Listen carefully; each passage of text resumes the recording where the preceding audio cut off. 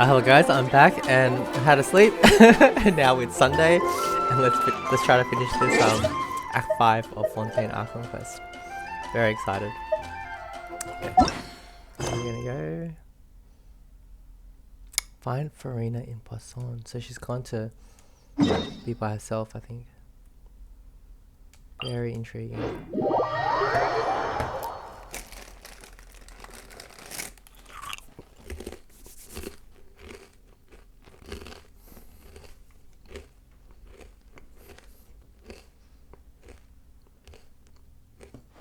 This place looks deserted. Guess all the survivors must have evacuated already. All that's left here are signs of devastation. Could Farina really be here? Let's try to find her as soon as possible.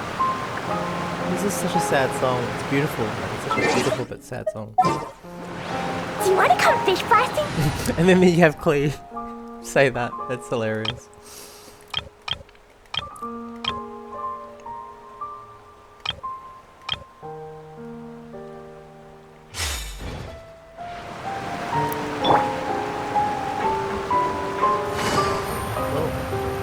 Yellow line. Ah! Dangerous.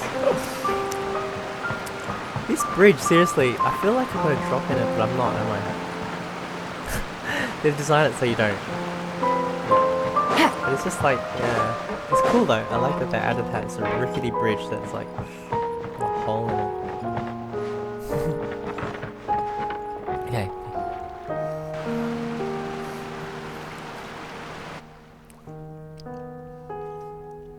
She has feelings too. That's Farina, right over there. She really is here all on her own. Shh. Stay quiet for now. It's gonna be hard for you, but stay quiet. She's so cute. Should I just give up? This is all meaningless. Man, how long has she been doing this? Hundreds of years, right? Because people are still dying. Maybe she's trying to protect them from dying. What was meant to happen did happen after all. Everyone's dead. That she really did die. I'm sorry. I am so sorry. Give up, Farina. There's no point in holding out. Is she trying to... What's she trying to do?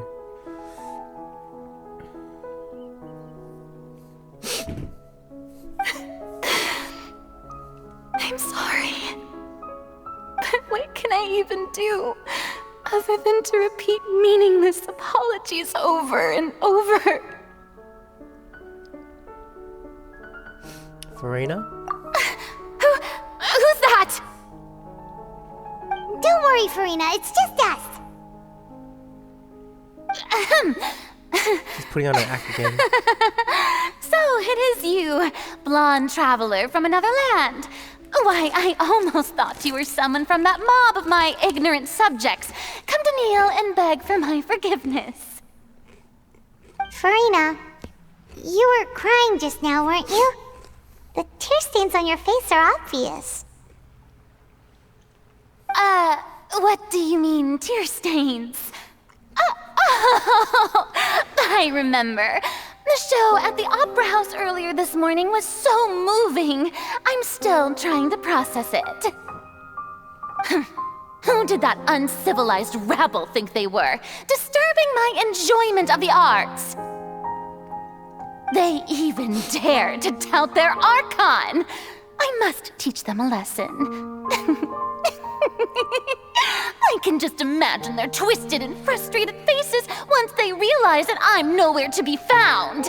Oh, and I'm sure Nouvellette and those people from the Marche Chaussee Phantom are freaking out right next to them too.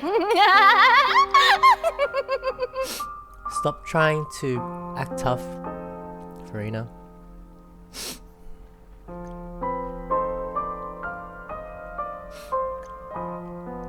You're actually beyond devastated now, aren't you? Of course not! Hey, there she is! The Hydro Archon's over there! Damn. Quick, after her! Why are they chasing her for? Farina, those people seem to be after you.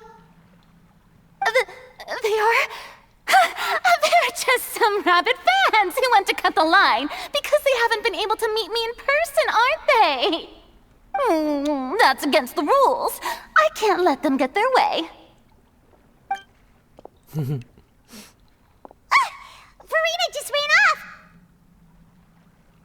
Quick, we have to catch up with her! It's like really the Traveler and Paimon. They're just such good friends to all these characters, aren't they? Like, no wonder everyone loves them. Like, they're so understanding and like, you know what I mean? They're really good friends. As in like a good friend. Like thinking of the person. That's so cool. This should be the place, right? Hey, Farina! There's a good hiding spot over here! Quick, come to Paimon before the rest of them catch up to you! What? What is this place? Hurry, they're almost here! Fine. I suppose haste is warranted. Lead the way. Finally, we get to like quality time with Farina. She's always been kind of an enigma before this.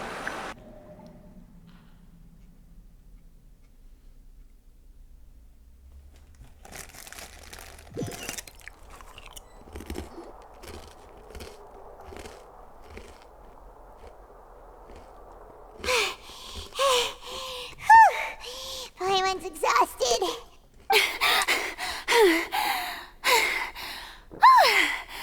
I'm so tired.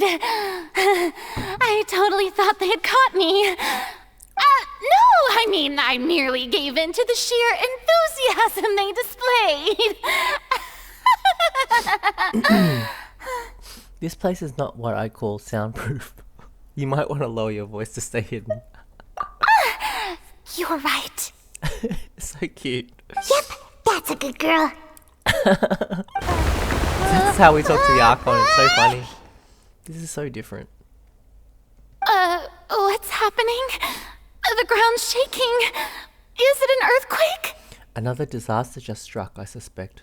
Yeah, a quake of this kind preceded the flooding in Poisson, didn't Oh yeah, it? damn it. Oh no, it's all happening. It can't be. It's happening again. Again? Well, there's no need to worry too much about that. Novelette's made some emergency plans, so the evacuation should go a lot smoother this time. Yeah, I hope you're right. But the people of Poisson, they've already...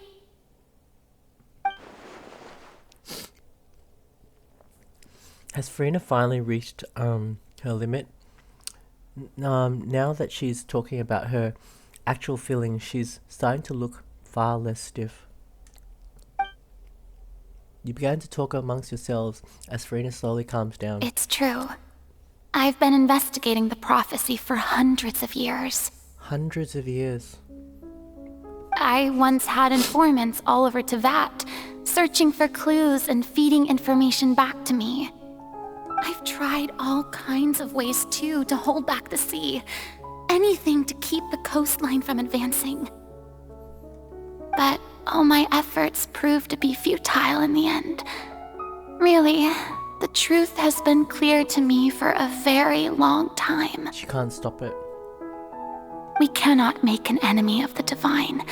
No matter what we do, the will of the heavenly principles will have its way, and the prophecy shall be fulfilled. Damn. But even then, you still haven't given up, right? Give up. I do love the sound of that phrase. It would mean finally coming to terms with fate, but also for me to finally be free.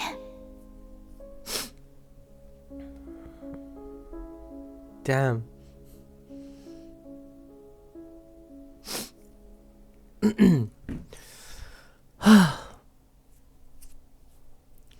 But that would also mean that all hope would disappear. Indeed. I've thought about giving up so many times, especially after we almost lost Poisson.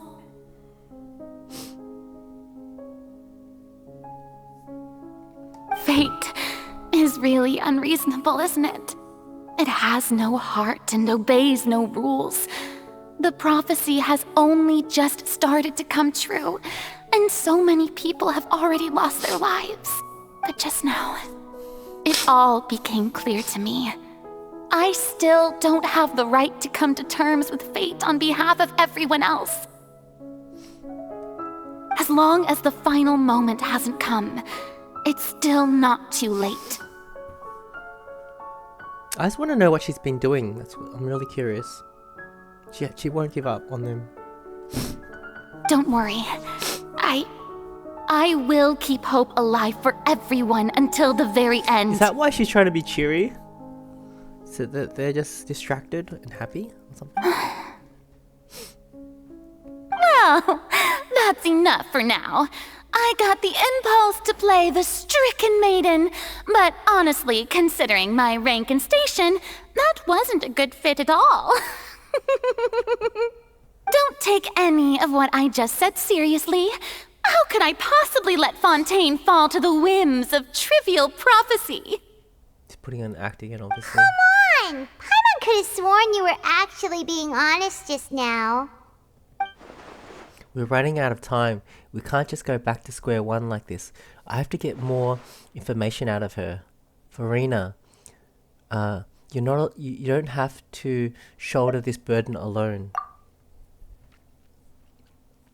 Although I don't know what you might be keeping from everyone, your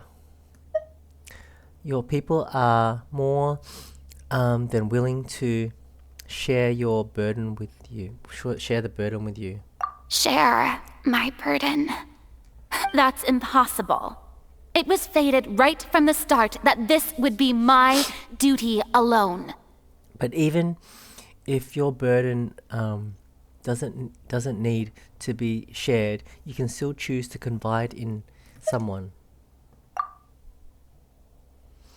Just share it with me. I'm what you'd call a witness. True, because we're like not Fontainian. A witness? Yes.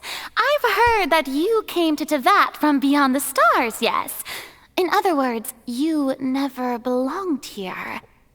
That reminds me of what Neuvillette said in Act 2, how we're like from somewhere else, a witness to see what happened in Tevat. So even if Tevat was to go away, at least we saw it or something. Or something along those lines. It was really beautiful. And if Tevat is, in its entirety, a show on a stage, then you're just a spectator, aren't you? This is like breaking the fourth wall, right? We're not from this world. Doesn't it feel like... This is crazy. It feels like it's real and we're like in this world watching it. I don't know how to explain it, but... They think they're real. Oh my god. If that's the case... There's no time left. Please, Farina, just spit it out. What's she gonna do? What's she gonna tell us?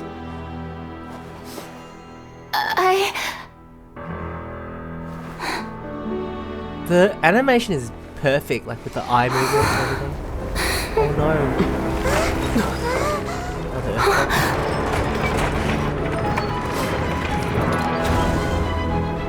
What's happening? What? Why are we on the stage all of a sudden? Was that a trap? Was that the trap that they've set? Ladies and gentlemen, this concludes my opening performance. No way. Did they rebuild Poisson? What? Now, without further ado, we may proceed to the trial of our god. Holy crap. So, this is what it is. Yes, you deserve praise for the effort you took to raise the dramatic stakes. Do not forget, however, that I am Focalor, the god of justice, the embodiment of justice itself. Does it not strike you as even the least bit absurd to bring the very concept of justice to trial? May I interpret these words as your refusal to stand trial? Damn. In that case, you will have the opportunity to defend your honor through a duel. Oh my god. You would draw your blade against a god?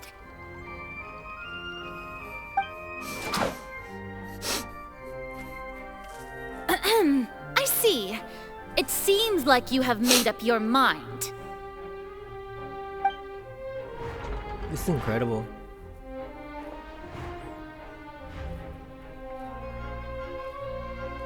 Paimon can't believe it.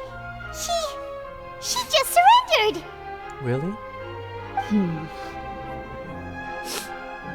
Ah, Claren's so pretty. What the heck is going on?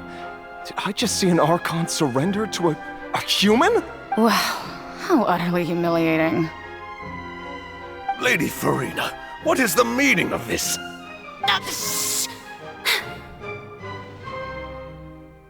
It would seem that there has been a misunderstanding. To be clear, the raising of both hands is not always an indication of surrender. Looking for excuses again, huh? I raised my hands just now to indicate my acceptance of the trial. No duel shall be necessary.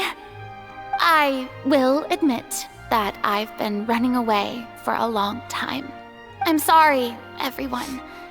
I was unable to protect the people of Poisson. It is my duty to stand trial for my crimes. She must feel like everyone's against her right now. You are not the only ones to be disappointed in me. I, too, am exceedingly disappointed in myself.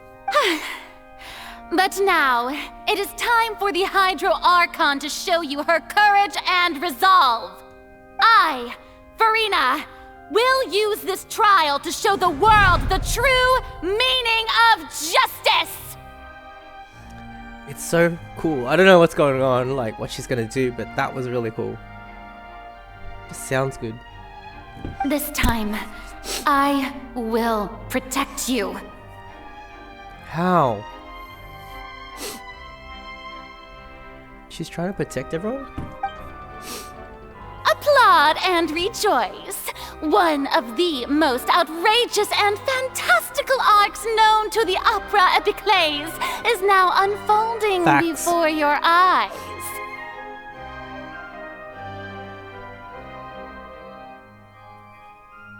Mark my words. This shall be one of the most exhilarating and brilliant shows ever to grace the stage of Fontaine. Wow. The That's a trial big of call. the Hydro Archon, Focalor, will now begin! Oh, now we're making history! Why does it feel like Farina just took over the whole thing? Like, come on! Didn't she just get forced to stand trial for her crimes? Also, even though she's still acting super dramatic, she is taking this seriously this time, right? All right, then. Who will be my opponent in this trial? Neverlet? The court asks the prosecutor to please take the stand. Who? Me? No way. Are we part of this? Oh, I didn't even know. I thought we were just like... Is that so? Very well. Then please speak, witness of Tivat, my accuser and fated opponent. Damn. I didn't even know we were part of this. I thought we were... I didn't know. We were so close to getting through to... We were to tell the for her to tell us the truth, and it still turned out like this in the end. It's okay though, as long as we can defeat Farina in court, we still have a chance to figure everything out. But it's kind of cool that we're involved, like a key part of this. Like, it's really cool, not just a witness. Also, please allow me to ask, as a final question before the trial begins, just how much work did you do to force me onto this stage? Well, we did do a lot of prep after the meeting that day. Also, we were all part of the trap. I can go over the tasks assigned to the Spina di Rosula, since they were rather straightforward and easy. Navia, the president of the Spina di Rosula. Most of the people who participated in the disturbance this morning were my subordinates. Oh. They changed into plain clothes and came to the Opera House as regular audience members, waiting for the perfect opportunity to incite insurrection against you.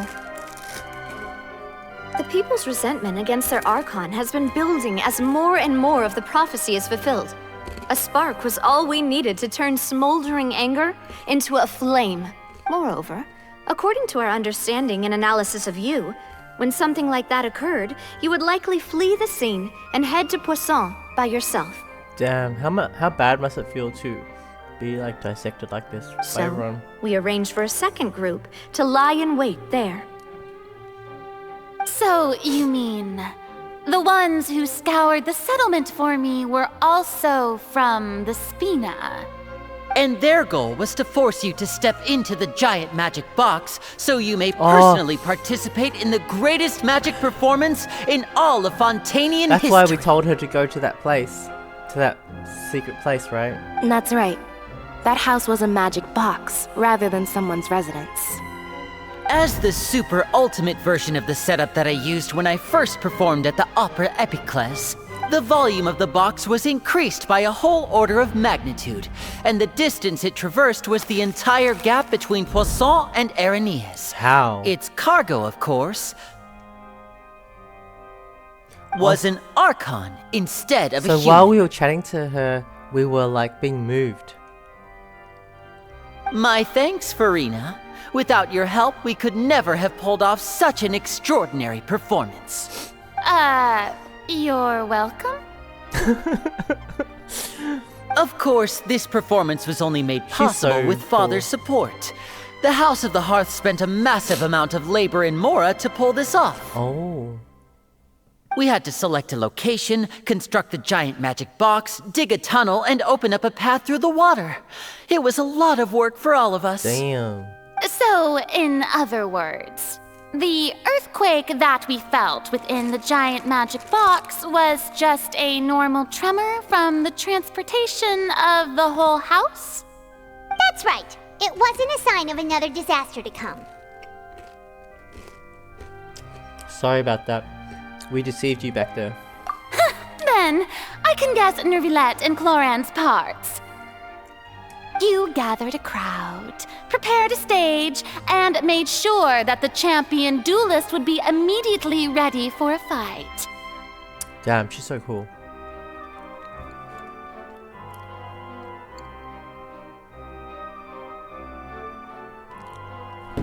Also that as soon as I appeared on the stage, the trial may commence without a hitch. Am I right? So smooth. Yes, that is correct. Well, Clorand, I must commend you for your courage. Only the most outstanding champion duelist in all of Fontaine would accept a duel with an Archon without flinching. Well, yeah, well, she was ready to fight, wasn't she? Thank you. As for you, Traveler, I suppose your role was to keep me distracted with conversation once you found me in Poisson. You'd make sure that I didn't notice anything amiss before revealing yourself as my prosecutor once we'd arrived onto the stage. You guessed wrong. Oh? My mission was to give you one last chance. Oh my god. We hoped that you'd share your secret with us, but before the magic box arrived onto the stage, oh.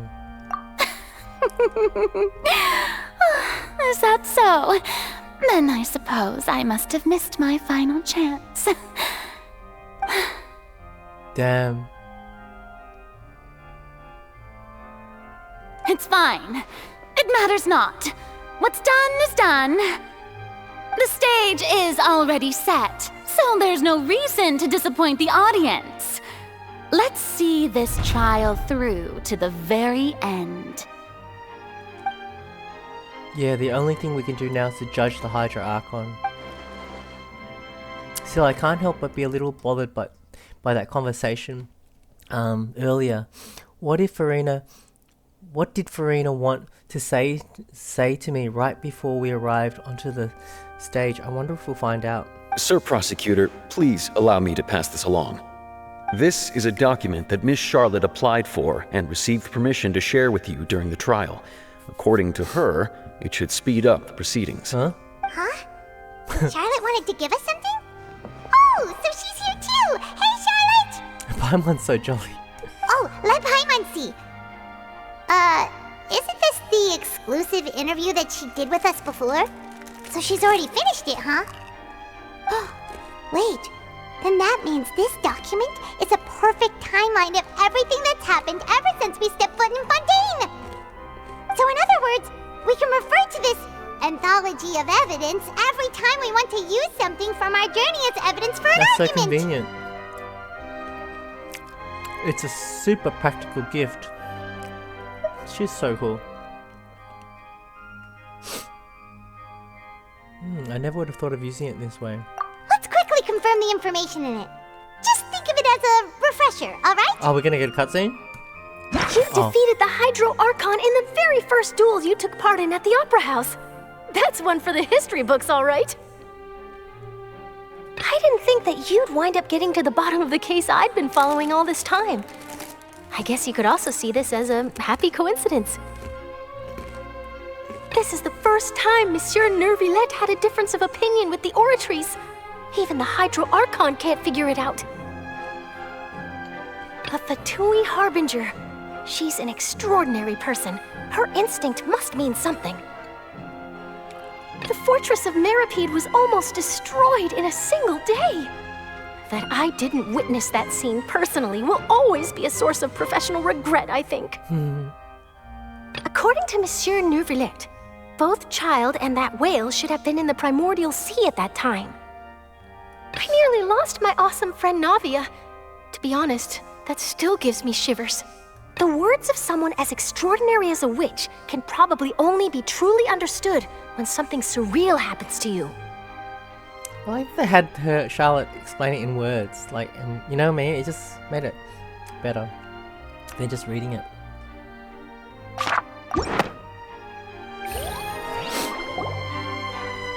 The prosecution and the defense are both in position. The trial shall now begin. You know what I was thinking? Like, I thought that after finishing Act 1 and 2, I thought that was the end of the Phoenix Wright phase of things. And that's maybe it's sad because it was so good and I love Phoenix Wright, the game. Phoenix Wright Ace Attorney. But now we get like a finale and it's Phoenix Wright style, I think. Oh, come on, better than a fight. Neuvillette. There's no need to repeat all the unimportant legalese. Just fast forward to the part where the prosecution lays out my offenses. As the defendant and the lead actress of this performance, I still haven't even been informed of my supposed guilt in all of this. Of course, it is only natural for humans to struggle to understand the actions of a god. However, you will need more than that to convict me of a crime. That's true. But my charge here is unrelated to your conduct as an Archon. I love that we get to hear Traveler's voice. It's so cool. Instead, I would like to charge you as a fraud who's never been the Archon in the first place. Wow. Wait, what was that? Lady Charge Farina's a complete. fraud? You know what's funny? Like, my headphone just said charge complete because the headphones were charging up because it's connected to a cable. And it's so the timing was perfect with this whole charge thing. That's great. Hey, I came here thinking that we were going to try the Hydro Archon for forsaking her duty, but did I hear that right? She's not our Archon at all? What? People love Farina. Charge accepted. That's a big charge. Lady Farina, do you plead guilty to the charge? Damn, that really got her. Lady Farina. I plead not guilty. How can I be guilty? There is no way that I, Focalor, otherwise known as Farina de Fontaine, a member of the Seven and the Regina of all waters, kindreds, peoples, and laws of Fontaine, could be anything other than your true Archon. Wow, we're gonna get to the bottom of this. Yeah. Even though Lady Farina can be rather eccentric, isn't it going too far to doubt her very identity? Yeah, I've never questioned her identity either. Sure, Lady Farina can be super irresponsible, but what grounds does that prosecutor have to make such a huge claim? I have cause to believe that common sense will prevail in this case. Many of the members of the audience have known me as the Hydro Archon ever since they were born. There would be no fooling their memory. I'd love to get to the bottom of this. This is so interesting. See? Even the Oratrice has decided to show me its favor. Are you sure you want to commit to a charge that will never be upheld? If you wish to drop the case, I can promise you as the God of Justice that you will not have to face trial for making a false accusation. We will treat everything that's happened as a dramatic spectacle and move on with our lives. What do you say to that? We can't. Huh. An argument with near impossible odds, huh? We have to not only refute Farina's claims, but also overturn the long-held beliefs of the people. Wow, this is gonna be huge. The people only see you as their Archon because that's the long-held belief. Oh, this is so deep. Well, I tried to give you the chance to surrender. If you must persist, then let me ask. If you believe I'm not the Archon, then what manner of being do you think I am? An Oceanid? And if I was not the Archon, then how did I manage to live for over 500 years? I've got to think carefully. What do we know to be special about Farina exactly? Choose the most, okay. Irrelevant. What? There's some that are irrelevant. That's okay. I like that they've narrowed it down for us. Oh, okay, that's great.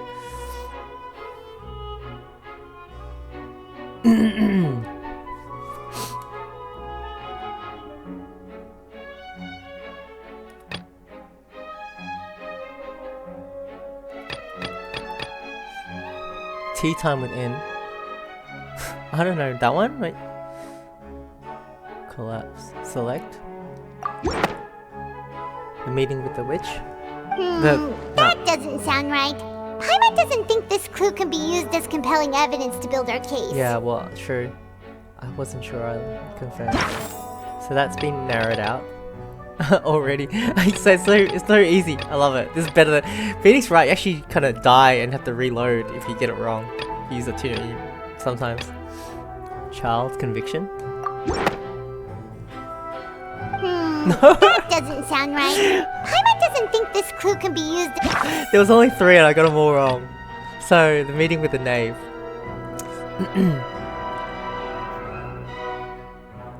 Oh, okay. This one does mention Farina.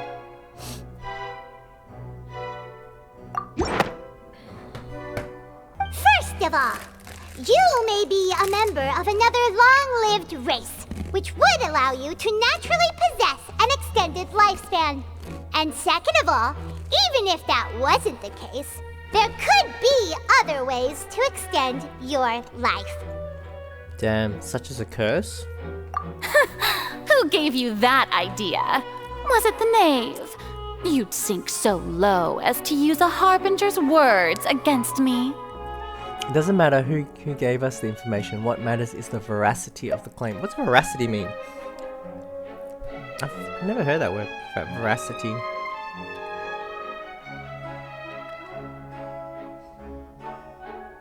Conformity to facts or accuracy. Okay.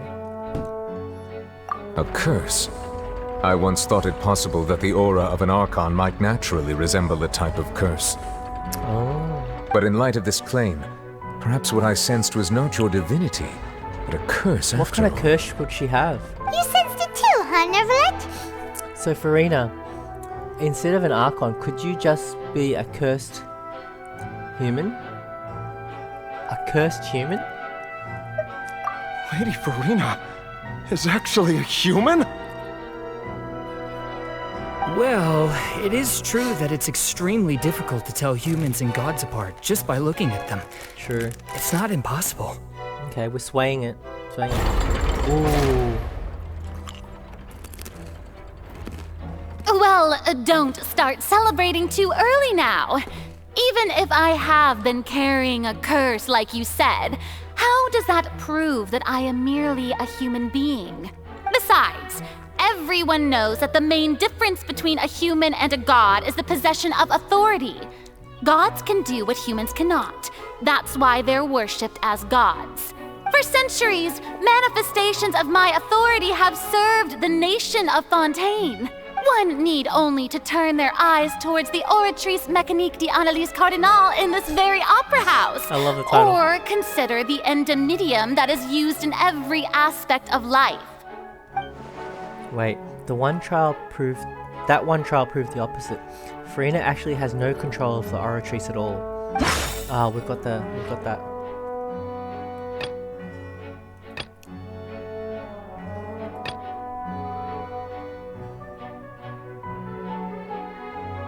Yeah, this one. You tried to reference the Oratrice. But weren't you as confused as all the rest of us when the Oratrice declared Child to be guilty without any proof? Otherwise, you should have come up with a good explanation for that by now. Didn't I make myself clear at the time? The decisions of the gods are naturally difficult for humans to comprehend. There is no need to provide an explanation. Lady Farina, I believe a reminder of your current circumstances is in order. While the court is in session, the principles of justice and the law must come before all else. While you are an Archon, you are also first and foremost the defendant in this trial. You will prove yourself unable to defend against the prosecution's charges if you continue to withhold vital information against the rules of the court. I never thought you'd use that kind of rhetoric against me. That was no trick of rhetoric, Lady Farina. I've merely reiterated the rules of the court. Rules that all should respect and follow. Damn. You'd hate to be in a trial against him. Like, with him as the judge, like, and be guilty. So, You'd be you screwed. neither knew why Child was declared guilty, nor did you understand the structure and operations of the Oratrice. Instead of having been created by you, the manifestations of authority you mentioned have been made by the real Hydro Archon, haven't they? Oh, so she's just pretending to be the Hydro Archon? The real Hydro Archon. Well, now you're really losing me. It is true that I did not know why the Oratrice gave out a guilty verdict that day. But the Oratrice handed out that verdict unilaterally. And it has been operating independently ever since it was first created. You can't argue that just because a divine creation is flawed, that the god behind it must also be no god at all. True. She's still throwing out all kinds of excuses.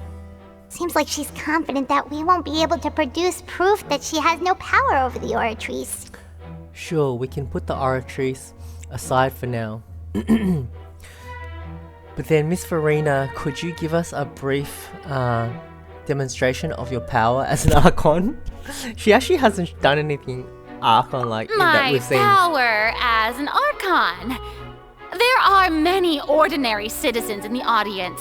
How can I just carelessly demonstrate the formidable power of an Archon? If that poses a concern, I'm prepared to extend my protection to the audience. Oh, surely he could. You don't need to go that far. A brief demonstration of your power over Hydro should be quite harmless. Surely an Archon can at least match the capacities of a human with a vision. Whoa, that's pretty true. Surely. Can she not do anything? Aren't you the Hydro Archon? Or Is it that you can't even wield the power of Hydro, much less the authority of a god? Indemnitium! Yes! It's all because of Indemnitium! All Archons derive their power from the faith of the people, and I've converted the people's faith in justice into Indemnitium! Thus did I give up all of my divine power to provide everyone with energy for their daily lives. Have you ever seen a more magnanimous god? Isn't that a huge stretch? Suspicious audience member. Yeah, no matter how generous an Archon can be, how could they give up all their power? Can a god with no power even still be called a god? Ooh, damn it. It seems like nobody's buying Furina's excuse. The Oratrice is cool. It shows you a visual, like, of what the audience is feeling. It's so Hey, cool. come now, everyone! Please don't stare at me as if I was a liar! I'm still the same Furina you knew, right? The one that you loved! Shouldn't you want to believe in me? We're her fans, yeah? They just abandoned her? You've got to believe me! If what the prosecutor said is true, she really has committed a grave offense. Did she deceive all of us? And all of our parents and grandparents too? And then all of our ancestors? Ever since they were born? Enough! That's enough! Tell me then, if I'm not the real Hydro Archon, then who is? If you have no evidence of another Hydro Archon's existence, nor can you find anyone who can back up their claim to be such, then what grounds have you to say that I'm not actually the real deal? Wow, she came up with yet another argument. How can we refute her now? Seems like she really doesn't want to give up. She's a fighter. If we can't prove that she isn't the Archon, we can try to prove that she is not. She is just a human. And if she's only human,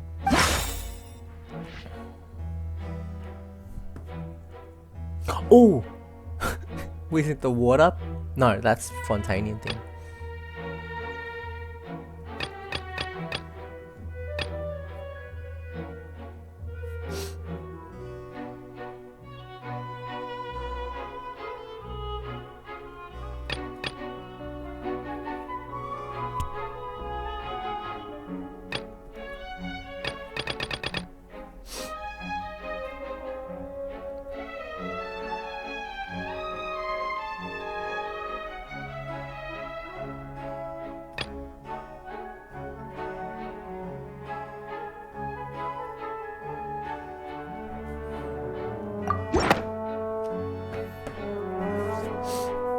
It has been established that all Fontainians can dissolve in water from the primordial sea.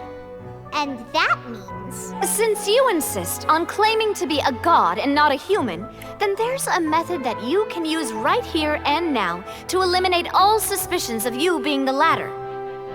Miss Navia, please apply to serve as a temporary attorney for the prosecution before addressing the court.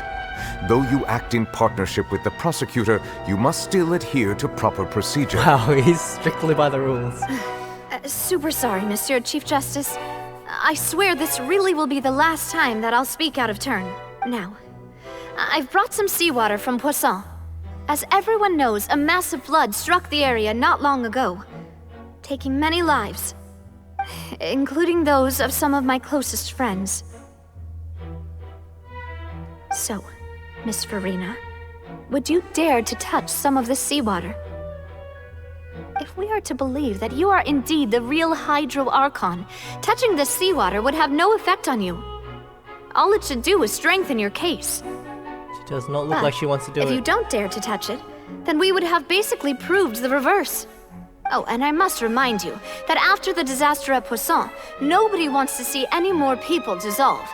I do hope you'll act prudently and choose the simpler path of admitting guilt. Navia from the Spina di Rasula. The Spina has governed Poisson for many years. I guess her suggestion is valid. If Lady Furina is indeed just a human, she's probably Fontainian like all the rest of us. Would she really dare to try?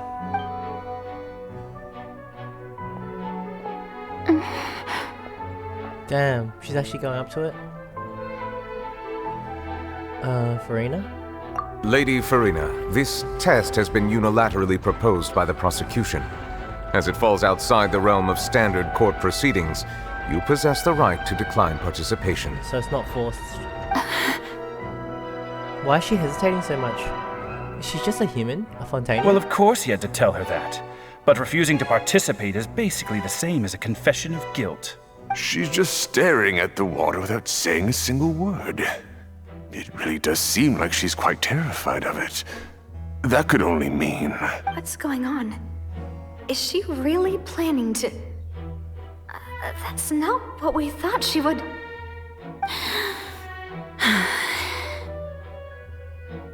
Due to the inherent risk of the test, Lady Farina, you may... Oh. So she's not a Fontainian. Hey! She actually...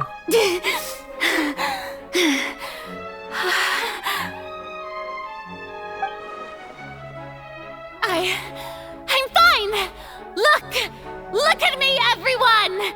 My hand is still here! I haven't been dissolved! Will you believe me now?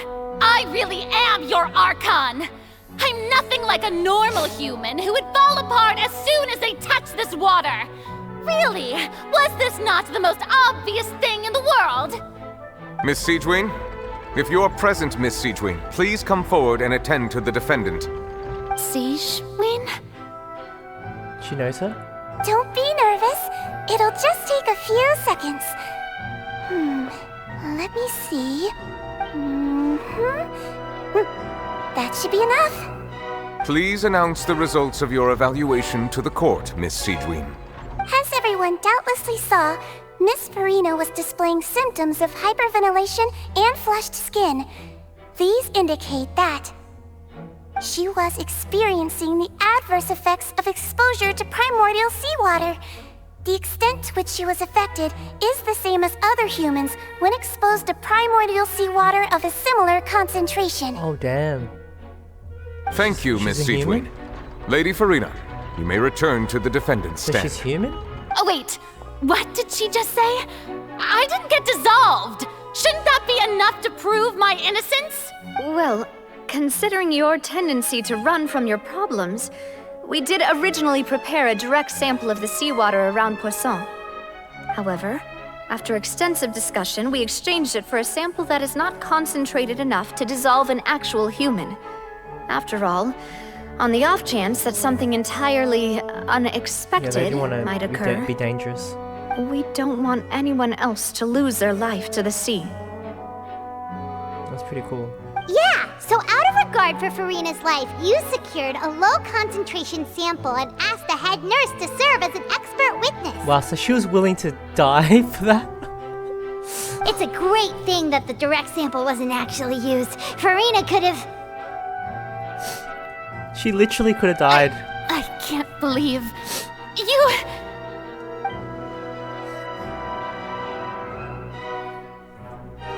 But what's really going on here? Farina can't have not known the consequences of touching that water as a human. Damn it. This is too unlike how she usually acts. Unless it's actually more important for her to keep up her facade than to save her own life. Whoa.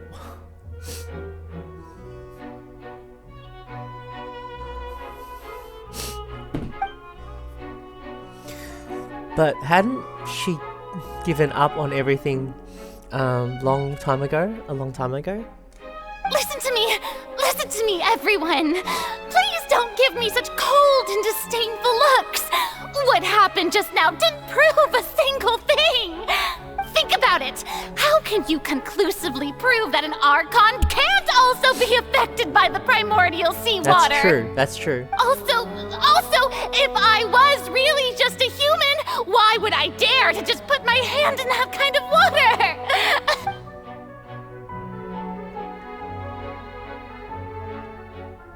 Please, everyone, anyone, just listen to me!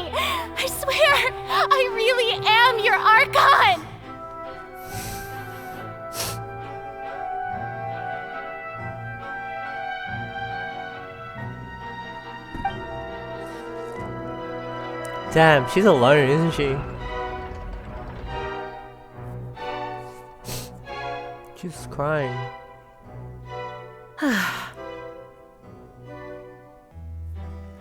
I don't think anything she says at this point will sway anyone. The odds are just too stacked against her now. With all the things that have been said, Paimon doesn't think there's any way left for Farina to win. I believe the time for arguments and presentation of evidence has come to an end. If there are no objections, oh we no, will move on to the final judgment. Serious already? What's she gonna do? What's happening? I don't think anything she says at this point will sway anyone. She's too stacked against her now.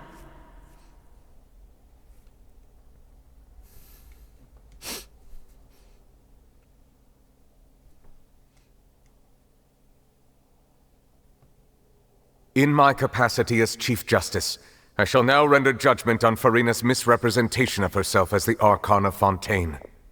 As a human who knowingly deceived her fellow citizens, Farina is... Not...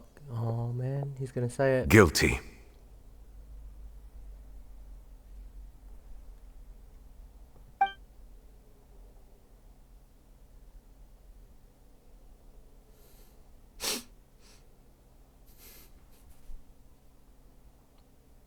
We shall now turn to the Oratrice Mécanique d'Analyse Cardinale to render the final verdict on the charges.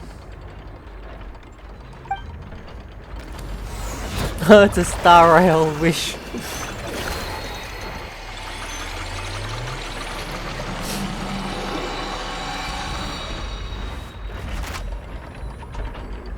According to the judgment of the Oratrice Mécanique d'Analyse Cardinale, Farina is...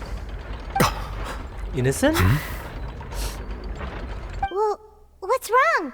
What's the Oratrice's verdict? It can't be. Did the Oratrice just declare Farina to be innocent? No. The Oratrice also displays a guilty verdict. Oh. Isn't that correct then? Why is he so shocked? However, the exact wording of the verdict is thus. The Hydro Archon. Guilty. But maybe Farina is not the Hydro Archon. Not Farina. To be punished via the death sentence. Ooh. That's what he was shocked about. So is she the Hydro Archon or not? That's the wording. The death sentence? Not just imprisonment? That's actually one of the available sentences? I've always thought that it was just so it's never been used before. The one and only time the death sentence has been handed out at the court. And it's been given to the very person we've worshipped as the god of justice? What an unexpected twist. Damn, that really is. Farina's been sentenced to death by the Oratrice? We just wanted to use the trial to show her the seriousness of things so she'd tell us the truth. How did things escalate this quickly? Oh, damn. This outcome is indeed quite strange. According to Fontaine's current definitions of justice, as well as its recommendations for criminal sentences, is this sentence really appropriate for the crimes that have been committed? Yeah! Even Fache wasn't sentenced to death by the Oratrice. Yeah. You know, the real evil mastermind behind the serial disappearances case. What's more strange is, instead of Farina, the Oratrice rendered judgment on the Hydro Archon, so maybe it's not even talking about Farina. Indeed. Not only is Farina's sentence overly excessive, the very point of our trial today was also to prove that Farina has never been the Hydro Archon in the first place. If that's the case, then she cannot be sentenced to death. Because they just proved that she's not the Hydro Archon. But now, the Oratrice seems to have deliberately invoked the title of the Hydro Archon. What does this mean? So who is the Hydro Archon? So intriguing. Excuse me, if I may interrupt. Whoa, the introvert who does not want to talk is going to talk in a huge trial like this. Is the trial still going? Did he discover something? Fremine! You finally made it. I assume this means you've completed your mission? What was the mission? Mm-hmm. Any mission Father assigns to me will always be top priority. So cool. With some help from the other Fatui, Fremine brings... Is that the first prophecy slate? The first slate! They went to find it. What does it say? What does it show? Huh. So the knave privately arranged for Fremine to try and find the missing slate. Wow, he found it. Go Fremine. I looked everywhere and finally found it at the bottom of the sea. Wow. It took me a long time to get around some dangerous stretches of water. Damn. But has the trial already concluded? Oh no. Then doesn't that mean I've come too late? Oh no. Father will be disappointed in me.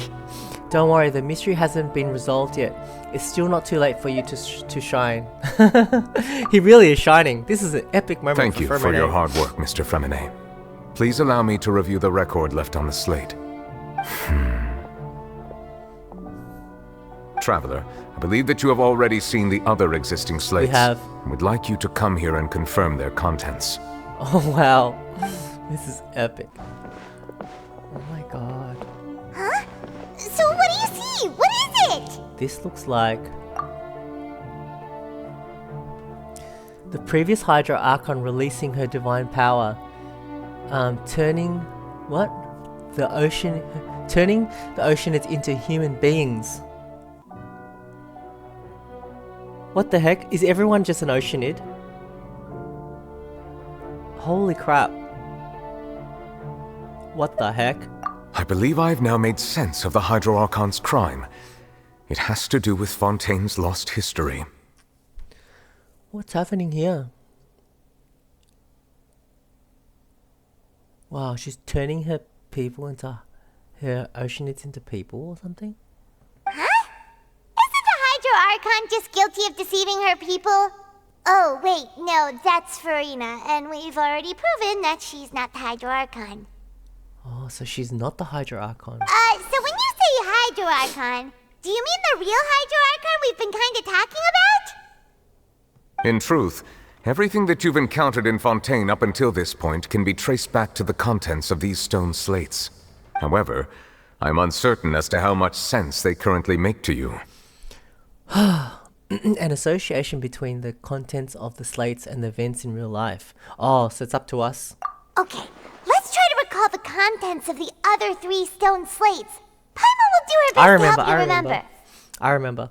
The second slate was her, the previous Hydro Archon kneeling, bowing for her crimes. Like, third slate was Farina, and the people around her, and then the last one was Farina on the throne by herself. So she's just someone that got cursed. So select to check the descriptions on the Sloan slates to extract key information from them. You can find scenarios related to the stone slates contents in the incidents recorded in the interview notebook. There you can verify said content. As the verification process continues, the fountain water level in the menu interface will rise. When you have finished verifying all the stone slates, the truth behind the prophecy shall be revealed. Oh my god. Exciting. The real events related to prophecies. Oh my god. The first stone slate describes what you just said. It seems to show the previous Hydro Archon using her divine power, and then the Oceanids turn into humans. The real events slated in the... Okay. Confirmed. Does that mean that Fontainians are transformed Oceanids? Oh, Paimon wasn't expecting that. But if Oceanids can turn into humans, then perhaps this process can be reversed as well. Humans can be turned to oceanids with the water. The second stone slate shows Celestia floating in the sky, and the Hydro Archon and her people worshipping it together. But the heavens still brought judgment down upon them. Damn. This music's really sad. This must be the point when the Hydro Archon and the Fontainians were branded with their original sin. Does this mean that the original sin and the Hydro Archon sin are the same thing? The third slate shows the Hydro Archon sinking into the sea surrounded by many people. Huh. That reminds Paimon, didn't we also watch that happen to someone else? Who? Well, the fourth slate is the prophecy the Fontanians have been talking about. People dissolving into the sea, the Hydro Archon crying on her throne, and so on. Oh, is she crying on her throne because she's cursed and she can never turn into an Oceanid? We didn't believe that such a crazy disaster could happen at first, did we? But after that incident, it was just a question of when and not if. That's probably from the earlier case. Okay, prophecy, slate 1. Verify. I think the last one we can show.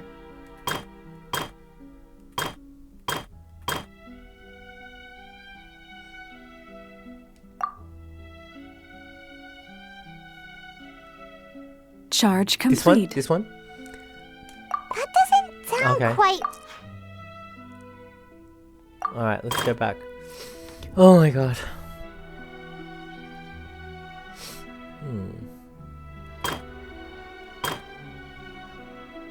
Oh man, it's tricky.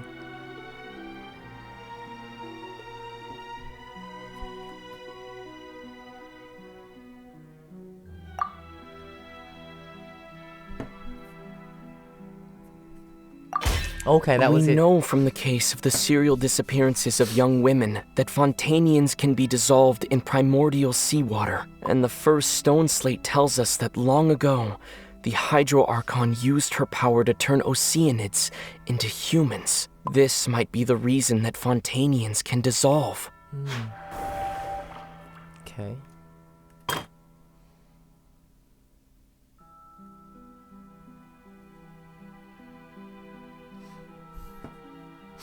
Oh, they're worshipping, but still getting judged.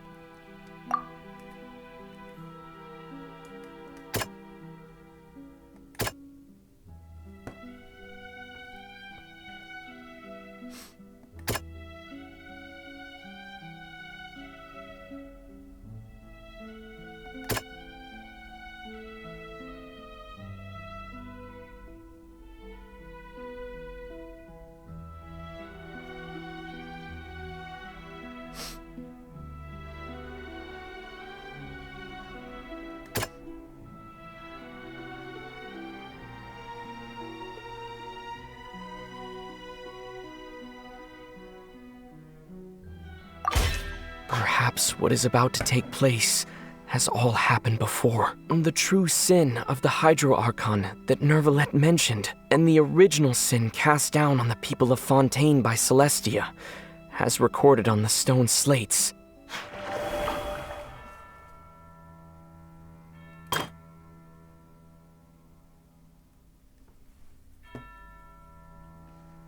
History of the future.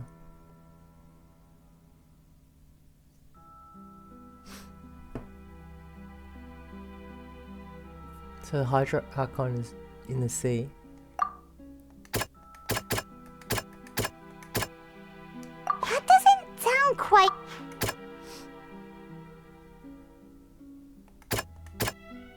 Oh, Navi did fall into the seawater, didn't she? It's not as simple as falling into the sea. When Navia fell into the sea, her consciousness was subjected to judgment. The stone slates show the people gathered around the Hydro Archon in the sea. Could that be alluding to the same thing? Damn, so the same thing happened to her?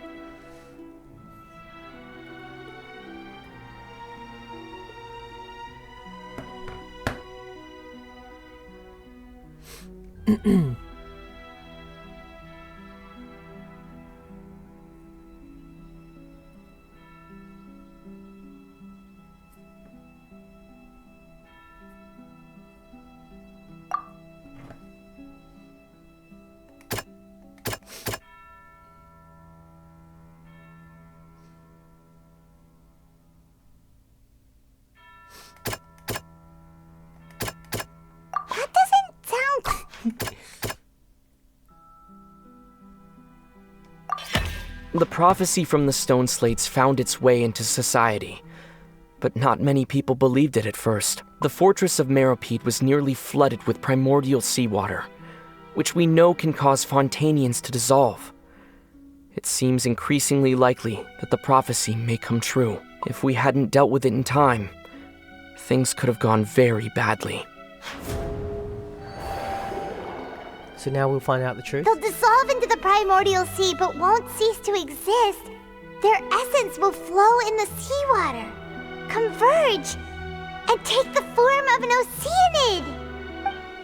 The Hydro Archon was sentenced to death in court, shocking everyone present. Perhaps this means that her sin was actually Fontaine's original sin. Navia fell into the water inside those ruins, and she nearly dissolved. She was surrounded by the people of Poisson in a court within her consciousness, and was forced to take part in a trial meant to make her stay. The eruption of the primordial sea at the fortress of Meripede was the surest sign that the prophecy was about to come to pass no matter what. The prophecy's contents can all be verified by recent events. If we combine what we know together, loads of truths should come to light. Verification complete.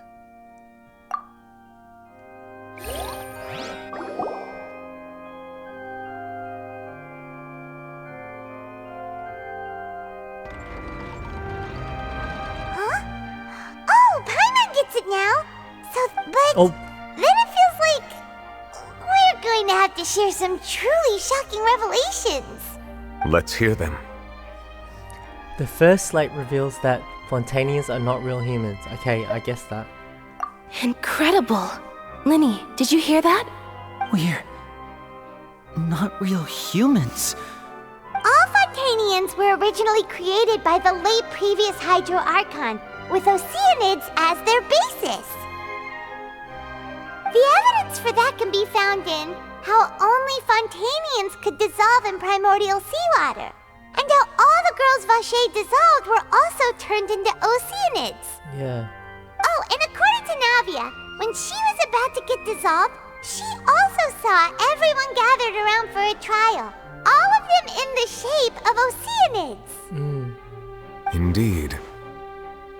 The second slate reveals that the crime of the Hydra Archon was her creation of the Fontainians from Oceanids. Yeah, and it follows from the content of the first slate that she probably angered Celestia by creating humans without prior permission. That could also explain why the Oratrice judged the Hydro Archon to be guilty. It's to account for that ancient sin. The Hydro Archon's true sin was creating us? And yet, after many hundreds of years, the Hydro Archon's creations have turned around to try to judge the Archon within the Opera Epiclese. The twists of history are often the most unexpected of all. As for the third slate, I'm still convinced that it should come after the fourth slate. Really? Huh? Yeah! Isn't the image here just like when Navia fell into the sea? So wouldn't it be trying to show the image of the Hydro Archon also falling into the sea once the prophecy has been fulfilled in the fourth slate? The fourth slate depicts the fulfillment of the prophecy as it's already widely known. But it ends up with her on the throne. In the end, the people will all be dissolved into the waters, and only the Hydro Archon will remain weeping on her throne. Only then will the sins of the people of Fontaine be washed away. Did Paimon get all that right? You've made some keen deductions. I must say, given how much you still don't know, it is impressive that you've already managed to connect so many pieces of the truth. However, while you were able to decode all the information on the slates, they've also been etched with an additional layer of hidden information using a different power source. Oh, he can read that, can't he? When we were at the ruins, I tried to decipher the hidden information recorded in the slates. But since we only had 3 slates at the time, I was unable to come to a full conclusion. Now that the slate collection is complete, I shall make another attempt to decipher the narrative recorded within. Oh, we're gonna get another If layer? everything goes well, we should finally be informed of the unadulterated truth. Ooh, let's find out.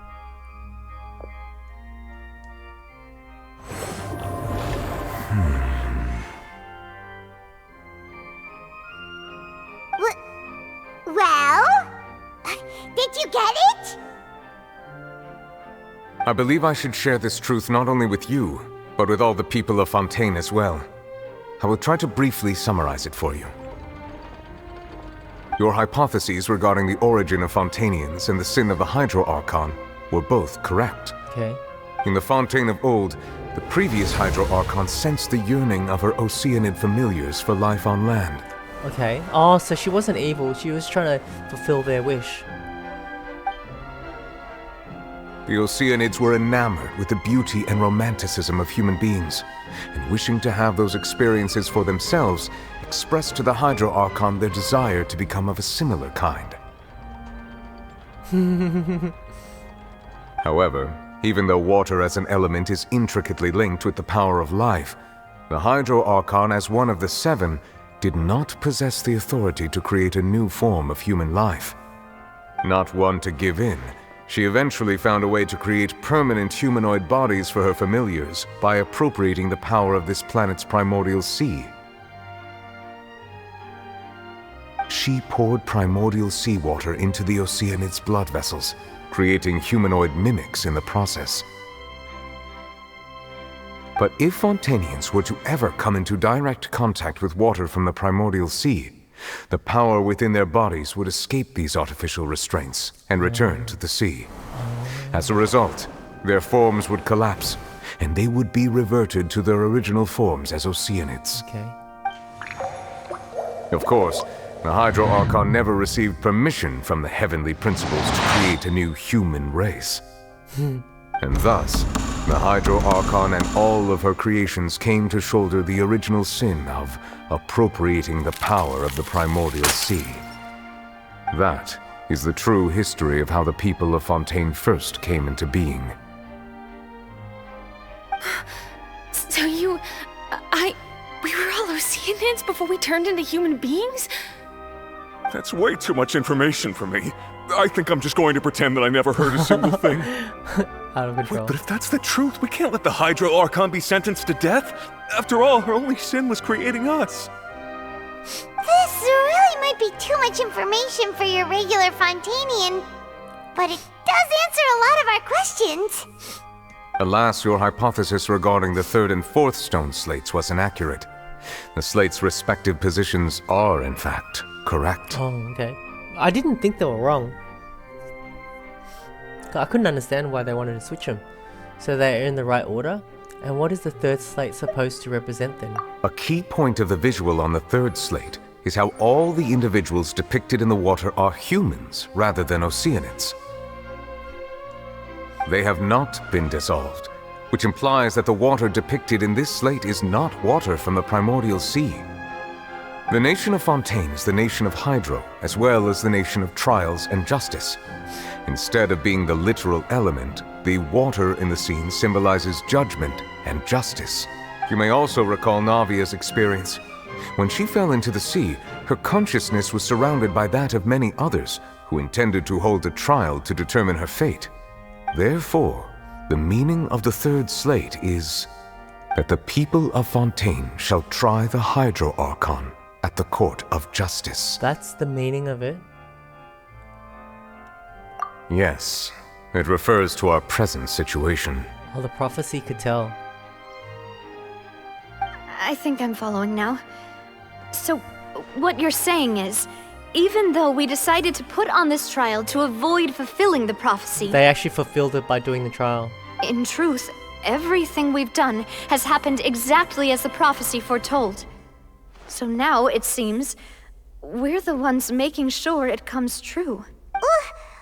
What should we do? I don't know. It feels like there's no way out of this. Huh. No matter what, the prophecy will be fulfilled. Is this what it feels like to be a prisoner of fate? If that's the case, does that mean the scene in the fourth slate will also be fulfilled soon? Damn. Traveler, I would like to point out another small fallacy in your deductions. About the fourth slate, you probably thought that the eruption of primordial seawater beneath the fortress of Meripede served as the surest sign that the prophecy was about to come to pass, yes? Yes. However, I believe that rather than being a sure sign, That eruption could in fact only be a small warning of something far worse to come. As for the root cause of the catastrophe, I believe you've already encountered it once before. I have? Wait, could it be... I have? I think I'm going to choose the first one because I have no idea.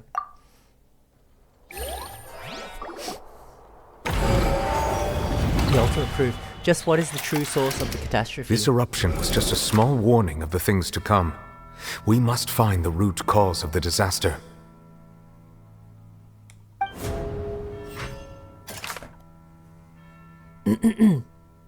Just which is the true source of the catastrophe. Humans who turn into oceanids. The fact that Fontainians can dissolve into primordial seawater, becoming oceanids, is proof of their origin. The Hydra Archon who was sentenced to death.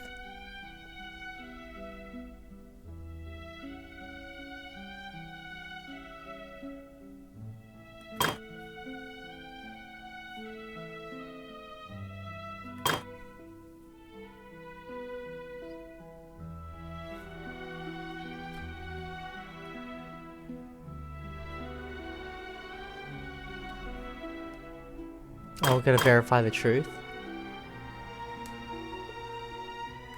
Oh, I haven't verified this truth.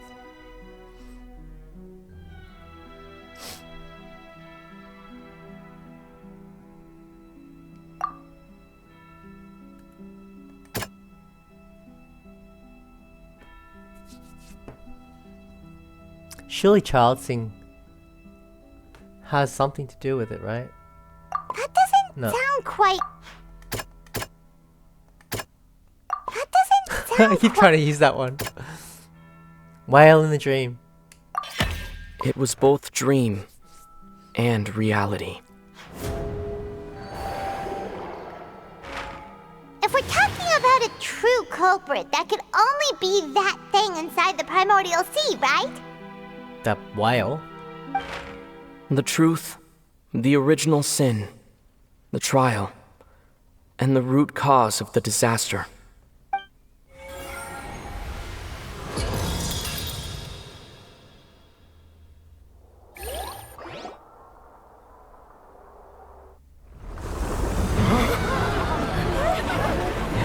Oh no.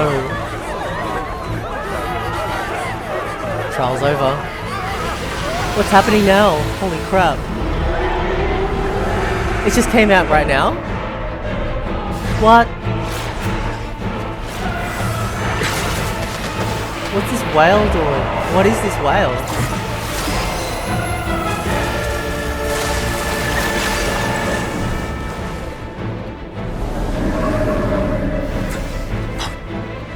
Do we have to fight it?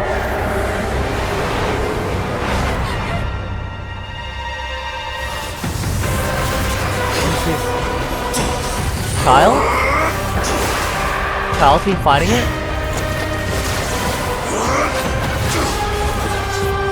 Has he been fighting it this whole time? Why? They're both fighting together.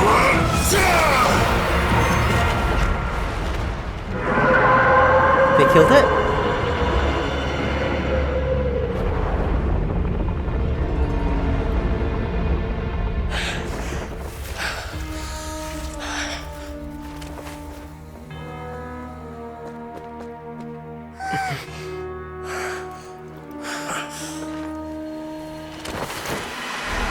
Huh? He went to the hole. What was that? That was way too close! How did that thing just burst into the opera house? Wait, was that the huge whale you saw in your dream? That's right.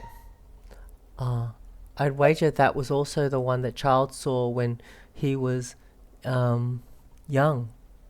So we've met it at last. I understand very well why it has chosen to make an appearance here. Okay, tell us. That whale does not belong to Tevat. It is a monster that has traversed the stars, weeping all the while. It has been greedily consuming the energy from the planet's primordial sea, using it to grow. That is the main cause for the rising sea levels. Oh, the whale. And once it has finished consuming all of the energy contained within the sea, its next step will be... You said that when the Hydro Archon first created Fontainians out of Oceanids, she filled their blood vessels with primordial seawater. Okay. Is that why the what? Precisely. That whale finds the blood of Fontainians nigh impossible to resist. It's gonna try to eat every Fontainian. Therefore, when it left the primordial sea, it decided to make its next stop a packed opera house full of food. Food in the form of Fontainians. We just barely managed to push it back, right? In that case, won't it come back to target the people again once it's managed to recover its strength? That is correct. Indeed, it is more accurate to say that we should thank that Harbinger for buying us some time.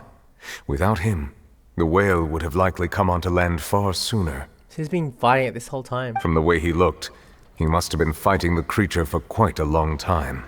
That battle maniac. He loves fighting. We've always known that he had a special connection with that whale, but we definitely didn't expect it to help us out like this. Anyway, now that we know that this whale is the actual cause of the disaster recorded in the prophecy, all we need to do to stop the prophecy would be to find a way to beat it up, right? It is too late. What do you mean? It had already absorbed too much of the primordial sea's energy before we could notice it.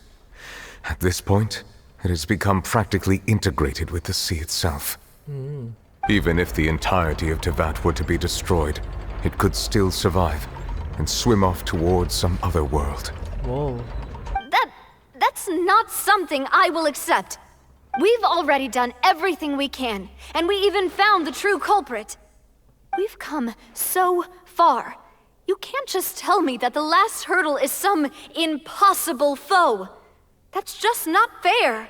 Indeed, that's not how a grand performance should end. True. I'll fight it to the end, no matter what. Cool, Clorand. So the prophecy will be fulfilled no matter what, huh?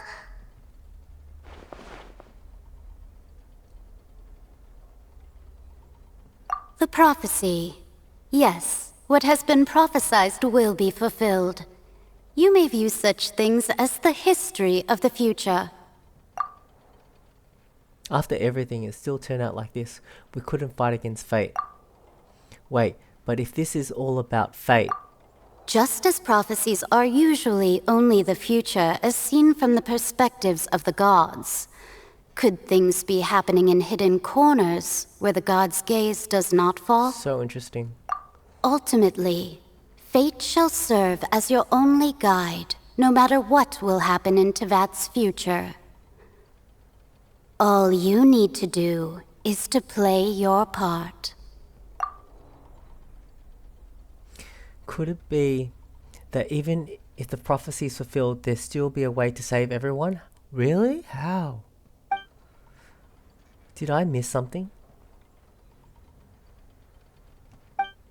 Wait, I forgot about Farina. What was it that she wanted to say to me at the last moment in the giant magic box? What is her real secret? Yeah, I'd really like to know.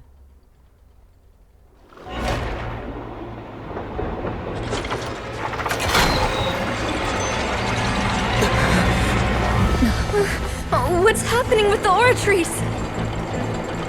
I believe it is preparing to carry out the death sentence. What's gonna happen?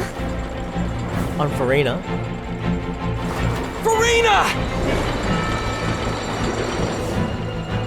She's given up. No, I still need answers.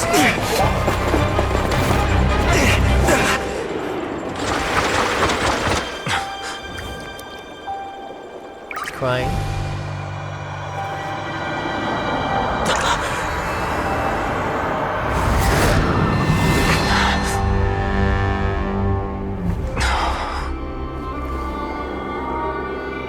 What's that?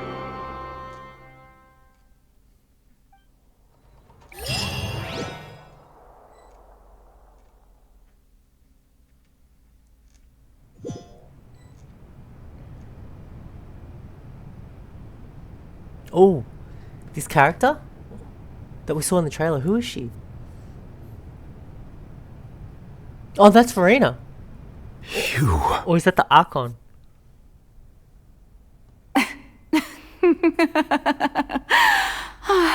Farina? That's her name. Is this her true form? Sorry. That shocked expression on your face is just too amusing.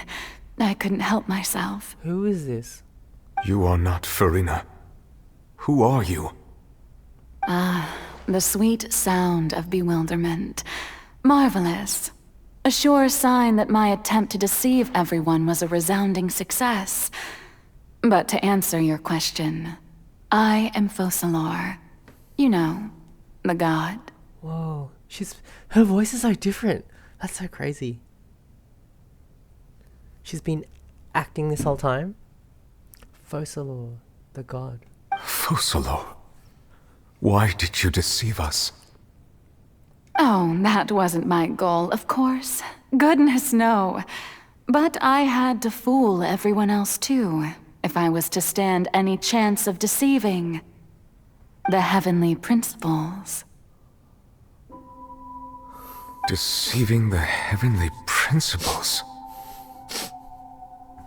What's she trying to do? She is the god. It's all because of that pernicious prophecy. Dreadful, wasn't it? Everyone doomed to dissolve. Fontaine condemned to be flooded. One was not amused. In fact, one was positively bemused when that problem was thrust upon me by my dearest predecessor. That's the former Hydro Archon Egeria for the uninitiated. It hardly gets more disastrous than a preordained national catastrophe, now does it? Damn. She knew full well that the prophecy would surely come to pass. And as one of the seven, she also knew full well that one defies the heavenly principles at one's peril. So yes, as you have no doubt surmised, it was a rather impossible situation that I found myself in. True. She's governing a nation that's doomed to die. Wasn't her fault. And if you go against the heavenly principles, you do it at your own peril. I spent a terribly long time mulling it over, alone on the ocean floor. And I was almost growing barnacles by the time I finally realized there was only one possible solution to this confounding conundrum. What is the solution? Fascinated. I had to outwit the heavenly principles, allow the prophecy to be fulfilled, ostensibly at least, while saving everyone at the same time. How? What's ostensibly as well? The music is so good. What is ostensibly? It appears as appears or is stated to be true, although not necessarily so. Oh, so it looks like it's happening. I'm a genius, I know. I can only assume that's why Egeria chose me as her successor. So she was chosen. Holy crap. It's like in that movie The Usual Suspects where Kaiser Soze, the whole movie he's not even how he really is, he's just putting on an act. Although, looking back now, it was hardly the inheritance one dreams of. Between the task of saving the nation, the quotidian duties of the Hydro Archon, and not to mention the original sin of creating a new race of humans, I dare say she left me quite a colossal mess to clean up. She's using really big words, quotidian. Never heard of that one. Quotidian. How nice is this song? Oh my god. Daily.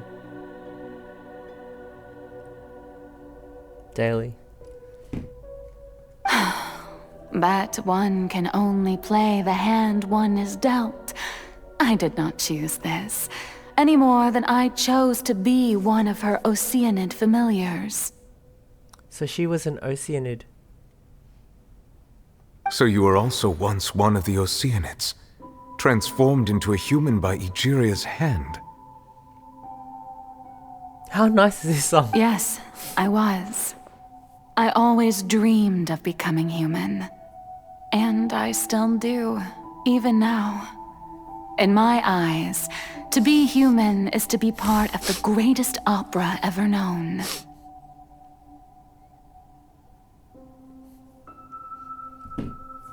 After becoming a god, I separated my divinity from my body and spirit, leaving behind only a self that was as naive and bewildered as my past self on her first day as a human being. Why? The me you see before you now is that divinity. And the human counterpart I left behind, I named Farina. So that's Focalors. And Farina is the human counterpart. She could feel joy, sorrow, and everything in between. She could be as vain and conceited, or as meek and vulnerable as she wished. Her strengths were of a kind only a human could possess, as were her shortcomings. This is beautiful. Just this scene. But in my eyes, Farina's humanity was what made her perfect. She was perfectly human in every way. The person I always wanted to be. Anyway, so then I cursed her. Cursed her? All part of the plan, of course. The plan to deceive the heavenly principles. Do you still remember the final scene of the prophecy? The Hydra Archon alone, weeping on her throne. In order that the prophecy might appear fulfilled, I invited Farina to be an actress, to play the part of the Hydro Archon in the prophecy. Under the curse I placed on her, so long as I, Focalors' divinity, continued to exist, she could not die. But nor was she free to live her life in the pursuit of happiness. Instead, she was forced to take the stage in the opera house, to embrace the role of leading lady, to forever play the part of the god from the prophecy, all to create a deceitful appearance of that prophecy coming to pass.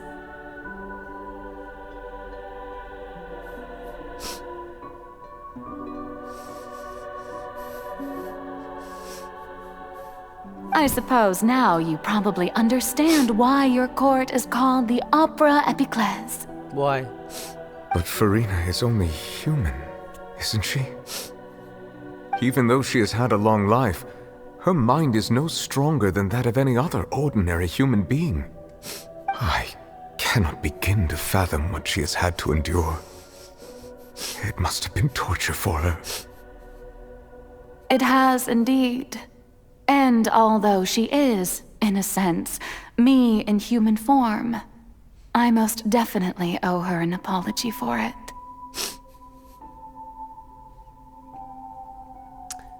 So Farina has no power at all. She's just a human. It's been 500 years. And all along, she's been playing her part in the most unimaginably long, unbearably lonely, and agonizingly painful opera of all time.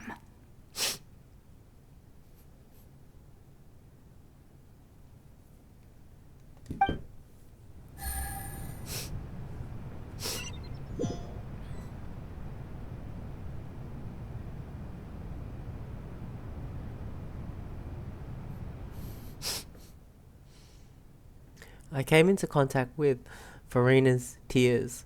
If I remember correctly, tears often contain being strongest emotions. With sufficiently strong hydro sensitivity, I can form an emotional connection just like I did with that Oceanid in the Fountain of Lucine. What could this be? Farina's inner world? Oh, this is Farina's world. Farina, what is she doing on stage? Wait a moment. That probably isn't Farina. That's likely a reflection of her inner self. If I can directly speak to that self, I might be able to easily get what I wanted to know. I came here for answers. Either way, this opportunity is not to be missed. Let me try talking to her.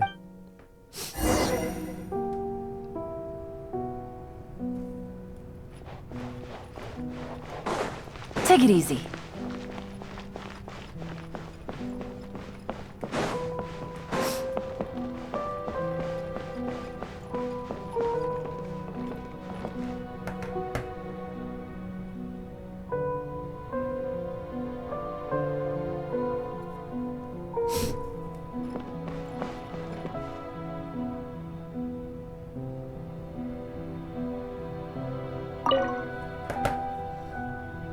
Oh, who permitted you to come onto this stage? Now, I understand your admiration for my august self, but I must ask you to keep to the rules. Come on, it's me. What's August mean? I mean, I know what August means, but what's August?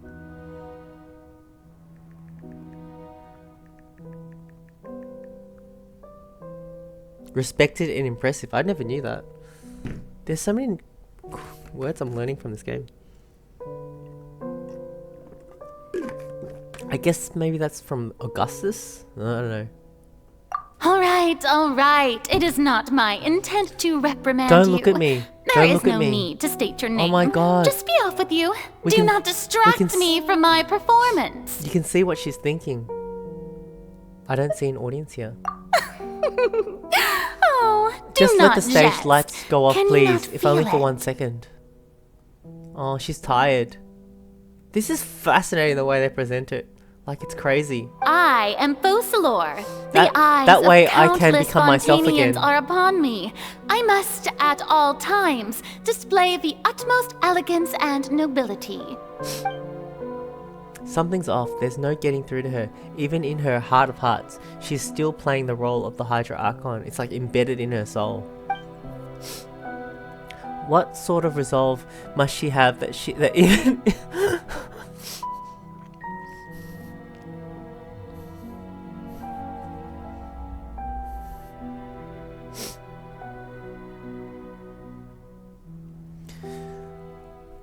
I don't know if I can read that without crying. What sort of resolve must she have that even in her inner self and subconscious could have such an impenetrable defense? I have to find a way.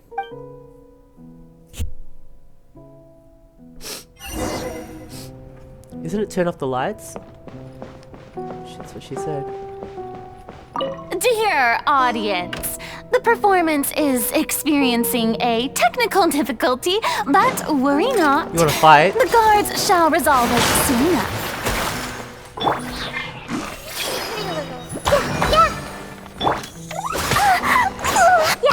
Can I just turn it off?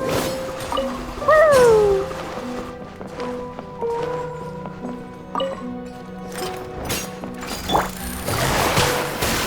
I'm glad I had a fight of the fight. Seems like an emergency.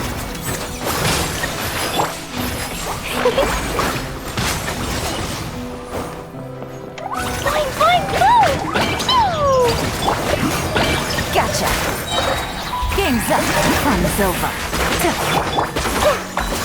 Oh, you're screwed. Throw them all up! La la la! Hey, what gives? The audience is still watching me, you know. Guards? Wait, where are the guards? Check her defenses. Everyone hold hands! The Temple of Wisdom! Here comes the catch.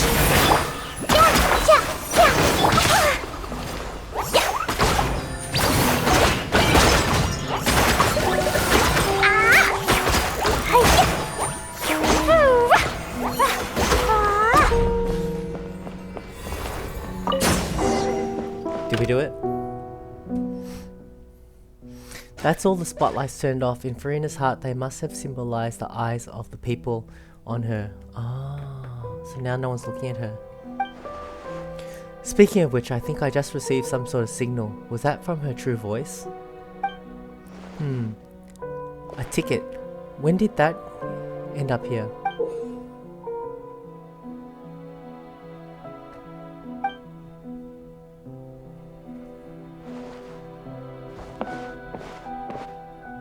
Either way, looks like the show is about to begin. In that case, show me how you truly feel, Farina. Okay, we're gonna see a scene. We get to watch it. Scene 1, before a mirror, Farina.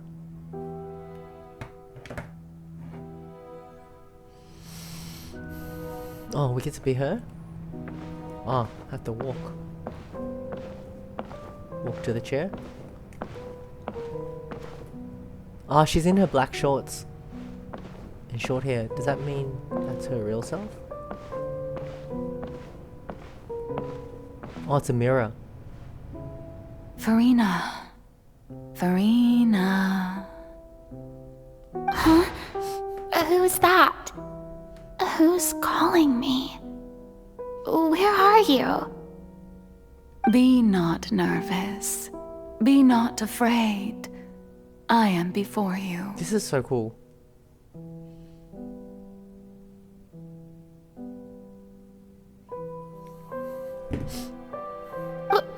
Wait a moment.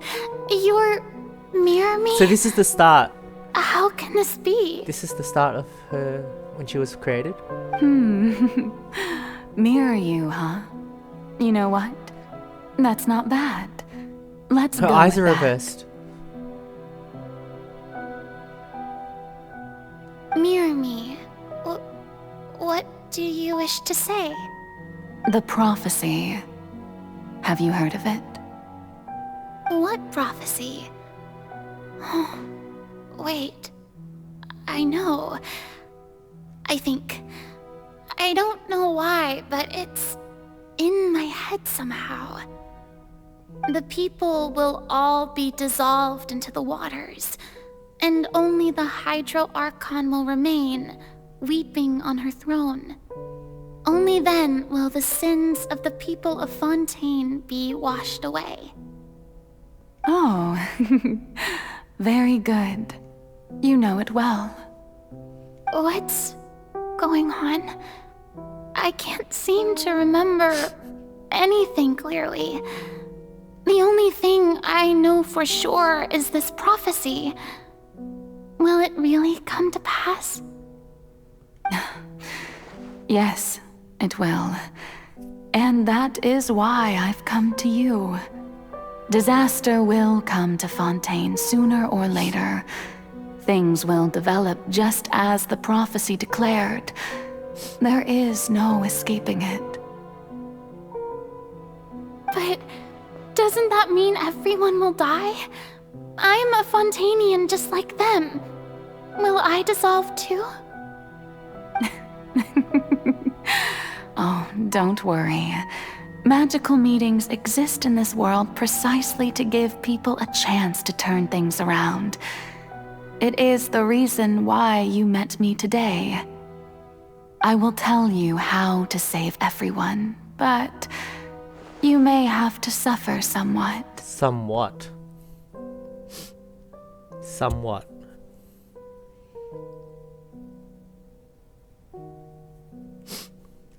Oh, so there's still hope after all. Goodness, you frightened me. You spoke so much and with so much certainty. As for the suffering, well, I will admit that the first thing that came to mind was, why do I have to be the one to suffer?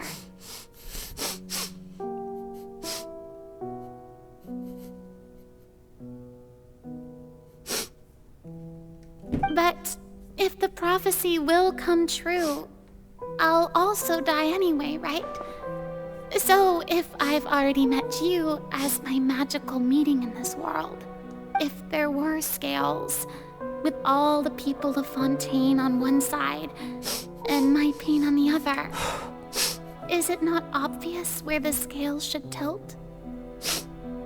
She's cool.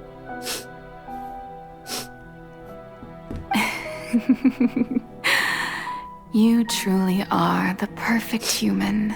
My ideal.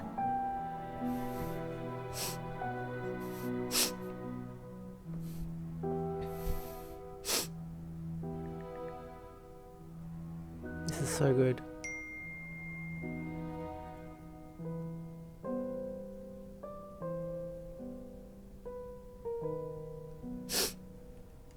I suppose this would also be the justice that belongs to you. What? Huh? Don't worry, it's nothing. Listen well. Fontaine has just lost its Hydro Archon. I need you to play a role. That of the new Archon. So she's acting like one. For 500 years. Play as a god. That's right. You must begin a never-ending masquerade. You must never let anyone suspect your identity. So, is that how long she can keep everyone alive? By what? I'm confused. If you can keep it up, then I shall have my way of defying this prophecy. But should your identity be revealed, then all hope will be lost. So she cannot... Furina cannot escape this. But how will I do this? A human assuming the role of a god without being exposed.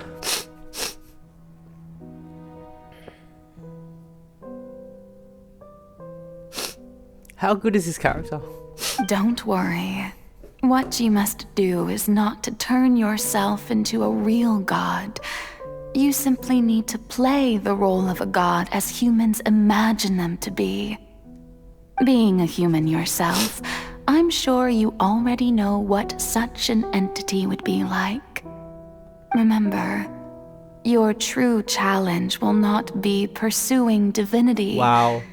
But contending against humanity. She did it for 500 years? I'm still not sure I understand, but I'll try. I'll try to do this. So, how long am I going to have to play this role?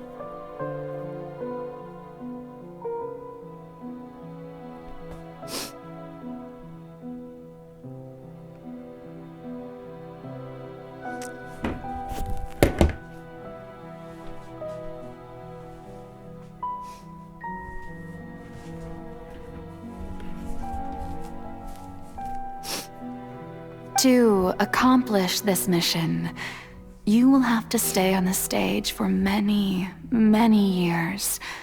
You will endure and not grow old until your task ends. There is no ending, right? There is no way she can end it, right? I don't get it. I'm not sure what's good. But I promise you, all will eventually end in a magnificent and dramatic trial, and everyone will She be didn't saved. say that the trial will be against you. Holy crap, she's just an innocent... Freena's just like just an innocent victim, sort of. A trial, huh? How exciting. No, she I'll won't. be looking forward to it. She would not be looking forward. She was like just so broken.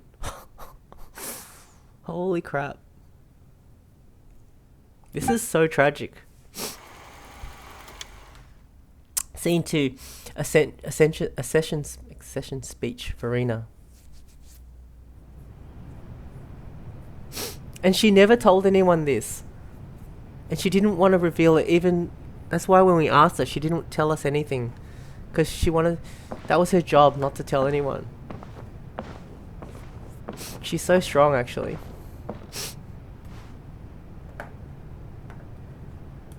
What do we do?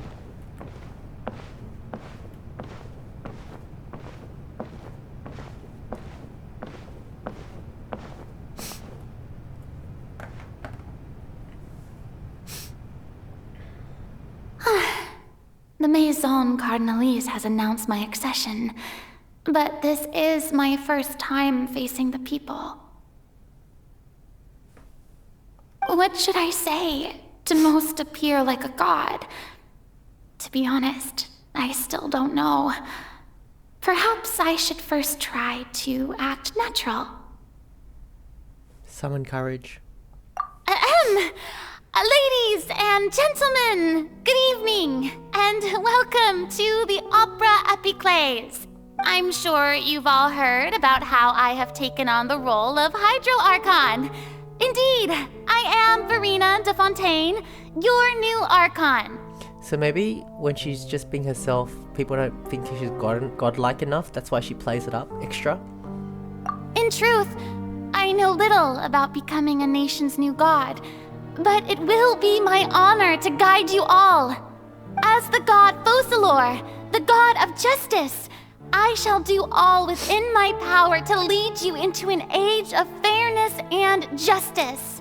Close politely. Once again, thank you all for coming.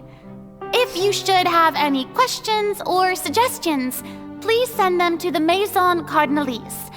The future of Fontaine will require us to work together, after all. This should do it. I thought I might stammer, but thankfully, I was able to convey my thoughts just fine. Okay, and next. That's the new Hydro Archon. Is this some kind of joke by the Maison? I would have thought that a being that surpasses humanity would be a bit more assertive. Hey, did you hear that? She even told us to send her suggestions there at the end. Shouldn't gods be all-powerful? She's being so modest. What's the difference between her and an ordinary person, then? Wow. If you ask me, perhaps the succession didn't actually happen. She might just be a Maison-backed puppet. Wait, what's going on? Why is everyone suspecting me of being a fake? Oh, this is bad. If I get exposed here, there'll be no saving the people from the prophecy. She's trying to save the people. You know what this is like? It's like in Among Us when she's the imposter and she's got to play a role, but for 500 years. Right. Mirmi said that I just need to play the role of a god as humans imagine them to be. Calm down, Serena. Think. What do the people want? How would they imagine a god to speak and act? Assertive, with a strong sense of presence. One who can dispel all doubt. That is the character I'm fated to play.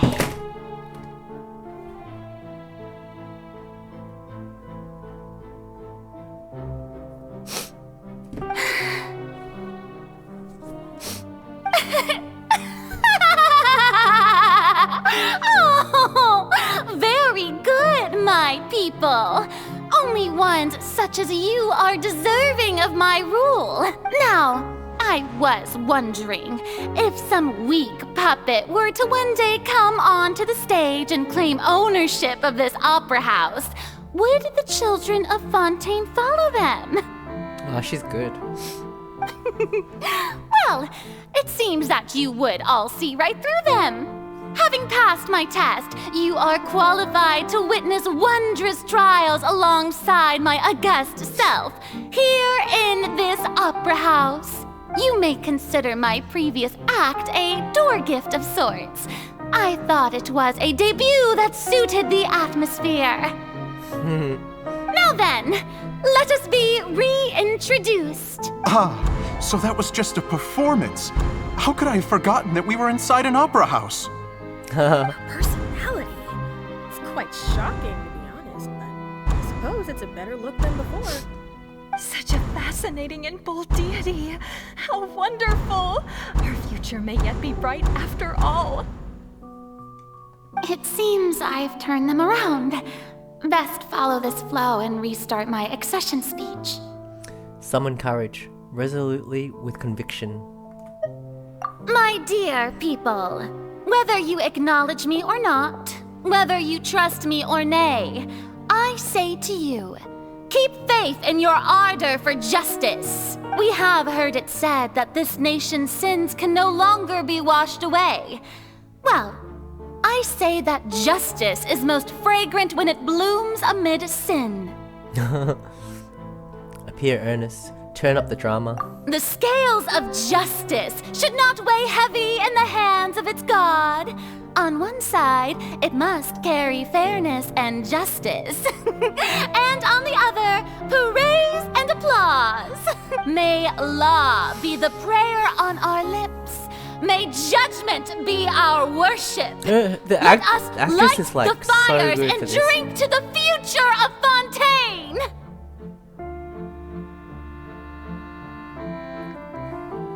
In the speech, emphatically. There is no trouble in this world that justice cannot solve.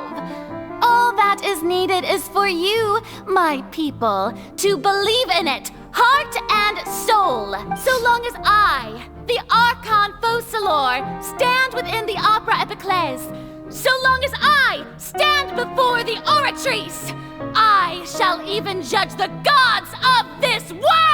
Wow. People love her, actually. She's like a celebrity.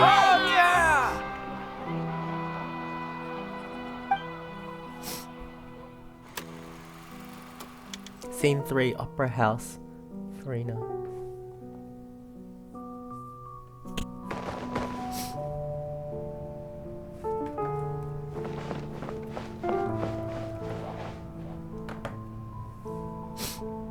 Lady Farina, here are today's case reports, as well as a summary of the follow-up for your perusal.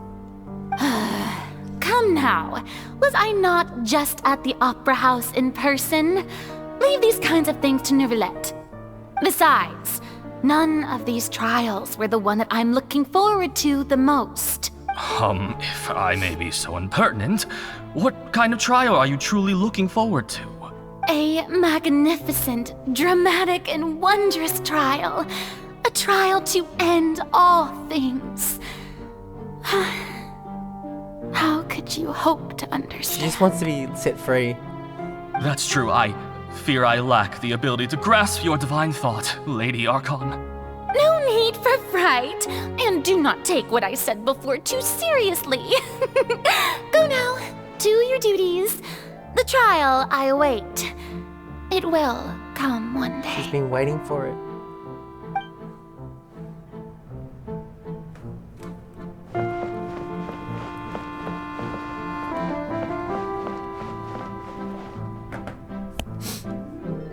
Lady Farina, I don't know what to say. Thank you for agreeing to see me. No need to thank me. Or rather, thank your own sense of perseverance instead. Long have you stood in line to meet me, have you not?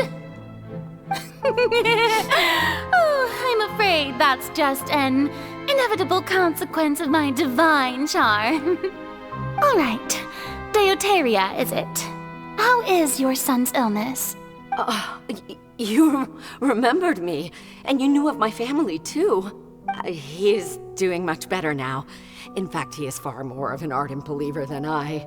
He was the one who forced me to seek an audience with you, and to bring your words back to him.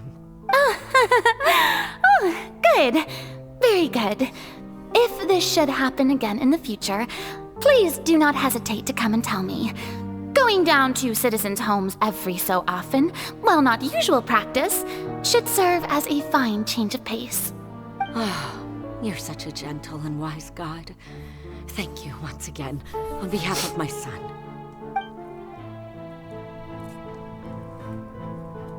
She's kind.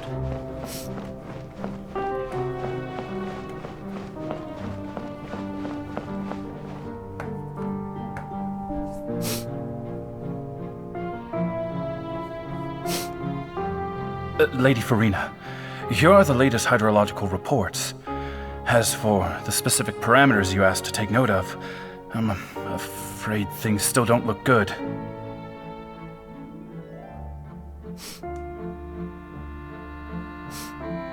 I see.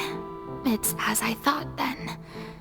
as your god, I did already expect this, but I wanted to see how far your human wisdom would allow you to analyze it. All manner of signs indicate that the prophecy will still come to pass. Forget it. That's not something you need to worry about right now.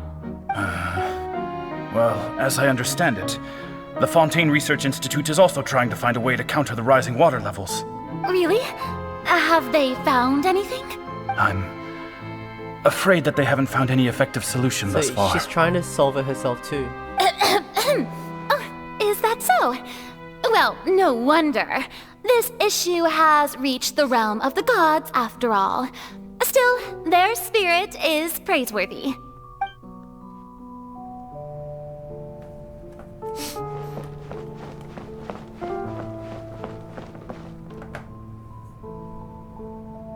The day is finally over.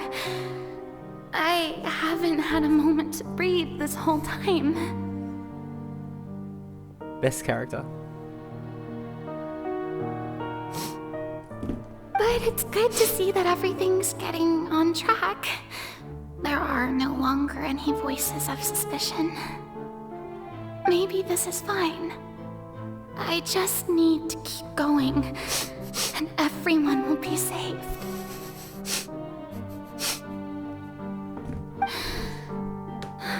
Alright, Farina, don't think too hard about this. You need rest. Tomorrow's a new day.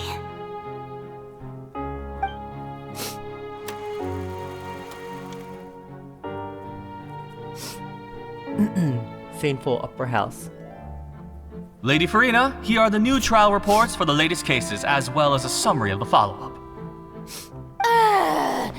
There'll be no need for that. I've seen them already. There's no need to go back over scenes I've witnessed in person before. Lady Farina, I've waited so long for this chance to see you in this manner. Indeed, my dear, loyal citizen. This joyous moment is an honor for us both. Lady Farina, we're detecting significant hydrological anomalies near Poisson. So nothing can be... must be wearing her out. Understood. Keep monitoring. Keep me informed should anything come up at the Institute. She's trying her best. I don't think I let anything slip today. I must show the people that there is nothing to worry about.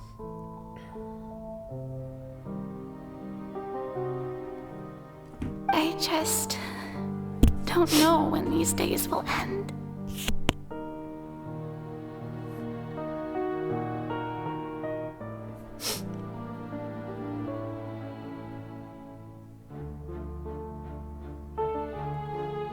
I feel utterly exhausted. Best to rest early today, too.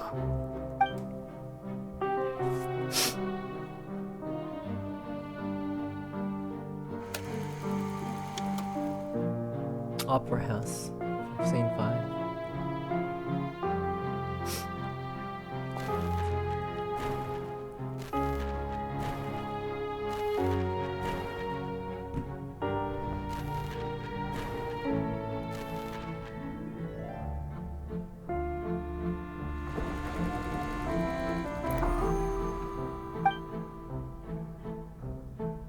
It all makes sense now. I want to say, like, you know... Lady Farina, it's like a dream being able to speak with you up close like this.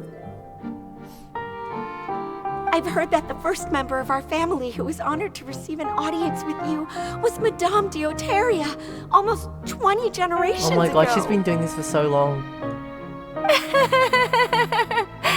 And what a fine family yours is indeed.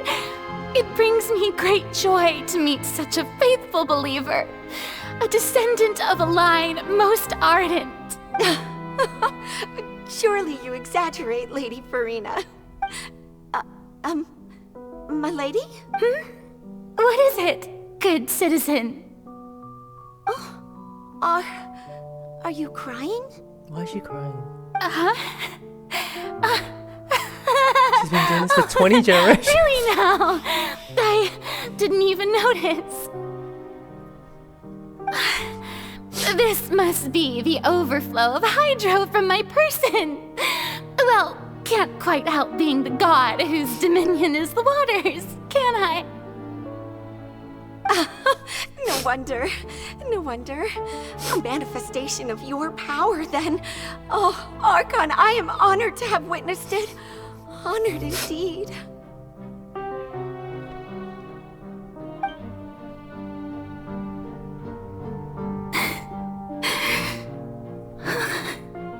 So interminable. So lonely. Just how much longer?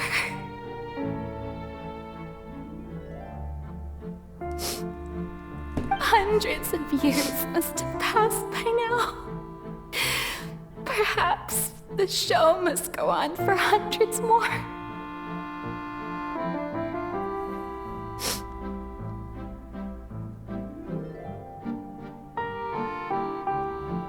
I never imagined that it would hurt so much. Have I reached my limit? No. Perhaps I reached it long ago. Today I didn't even notice my own tears.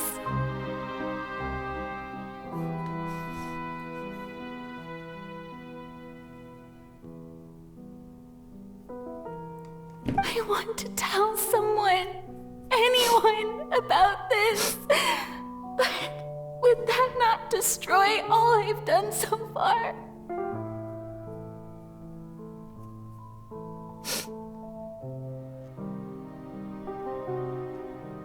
She wants to tell someone about it, but she can't tell a single person. I've conducted so many investigations across the centuries, but there's not even a sliver of hope that we might break the prophecy. You know what? At the end of all this, she deserves a happy ending. Like, Farina. All I can do is keep heart. I must maintain this act. It is the only way to save Fontaine. Please, mirror me. You have to succeed.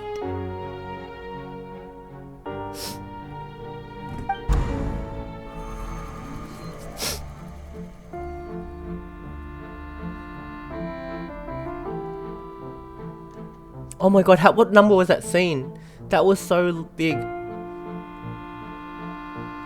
Farina, you don't have to shoulder this burden alone. Oh, this is with us. Although I don't know what you might be keeping from everyone, your people are more than willing to share your burden with you. She can't. She's been doing this for so long. That's my voice in the scene from when we were within the giant magic box. This is great. I didn't think that this scene would replay in her inner world. Surely I'll find out what she wanted to tell me this time. Share my burden. That's impossible. It was fated right from the start that this would be my duty alone. But even if your burden doesn't need to be shared, you can still choose to confide in someone. From before we knew this whole storyline, it made so much sense from our point of view, but now it makes so much sense from her point of view. Just share it with me. I'm what you'd call a witness. A witness? Yes. I've heard that you came to Tevat from beyond the stars, yes. In other words, you never belonged here. And if Tevat is, in its entirety, a show on a stage, then you're just a spectator, aren't you? If that's the case... He's right. I could confide in him, couldn't I? But if things don't play out as expected, the people of Fontaine will be the ones to pay the price. She doesn't say it because of that. She wanted to say it so bad. No, Farina. You shouldn't be selfish. But what if it's really alright? Farina, you've worked so hard for so long. Surely it would be okay to put yourself first for once. Just this once.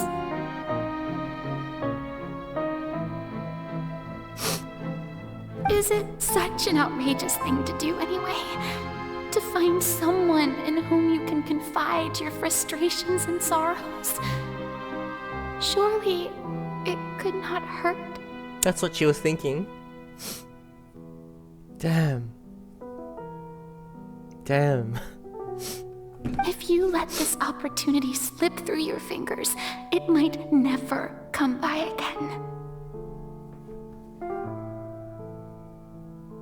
Oh my god. Holy crap. Think about it. Long and hard.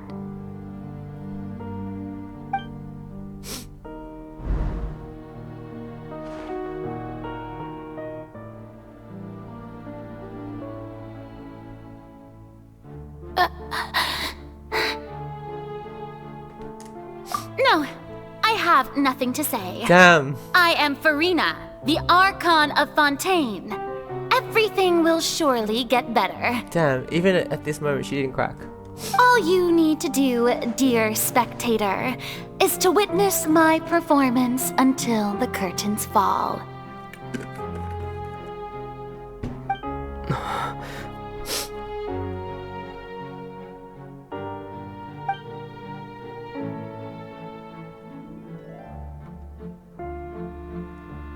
Fine.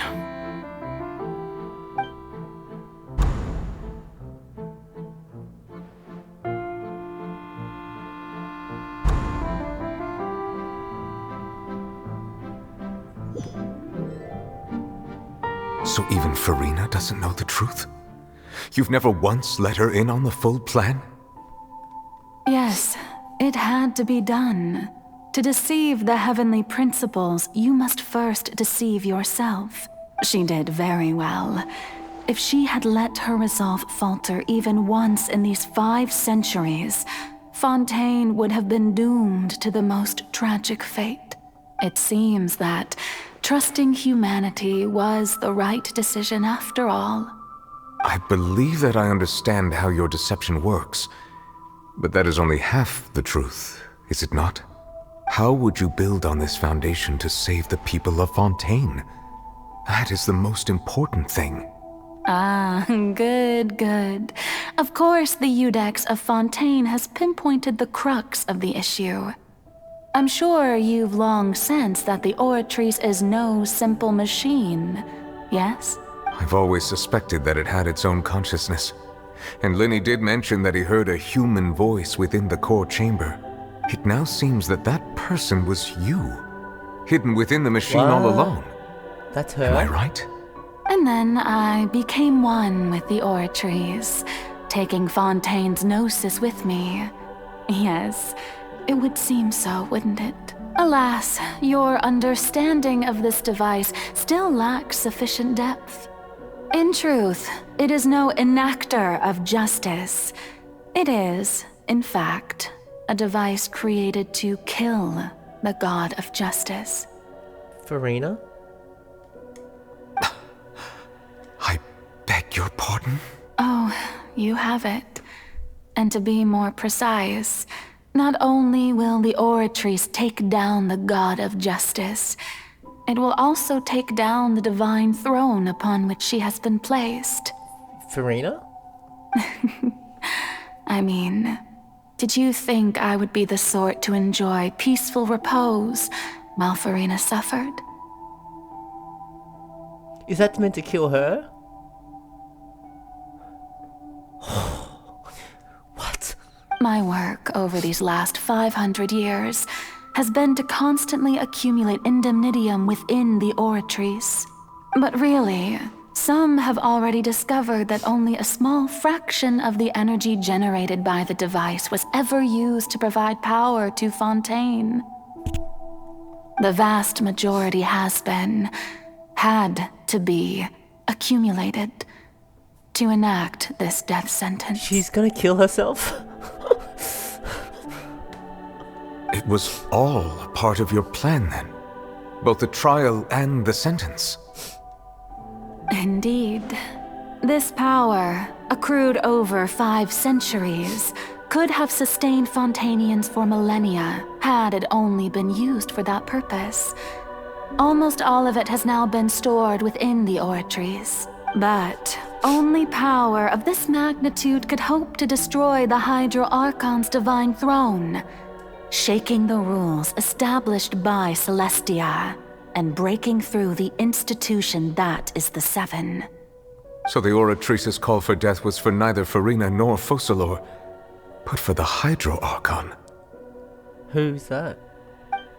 The destruction of that divine throne. Oh. If I do not misunderstand your intent, you must be... Returning what's rightfully yours to you, of course. Oh. Giving him the title. In other words, this was all done to return the authority of the Hydro Archon to the Hydro Dragon of this planet. You know, like twist upon twist, like for a moment I thought Focalor was so cruel doing that to Farina, but she's not. She has a plan. But...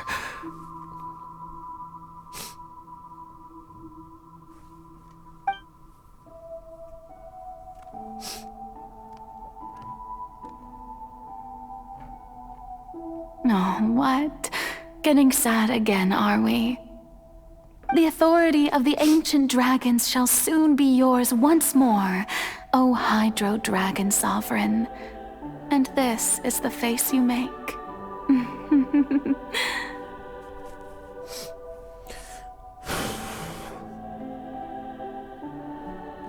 all you've done throughout the years is just so you can sacrifice yourself at the very end.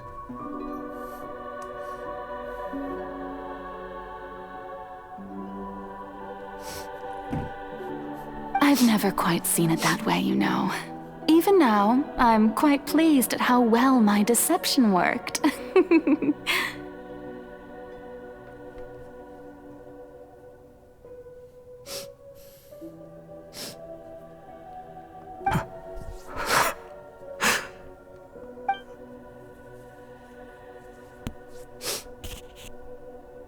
Hydro Dragon, don't cry.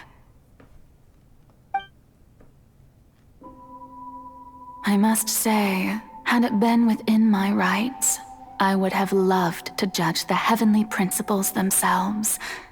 Were they not guilty of essentially the same crime? Egeria stole the power of the primordial sea, and the heavenly principles stole the power you ancient dragons possessed.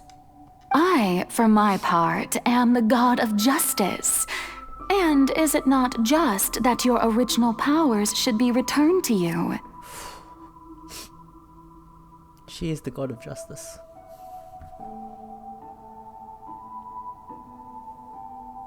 Holy crap, how good is this? How good is Speaking of Genshin justice, I have always believed that justice lies in the process of pursuing human existence itself.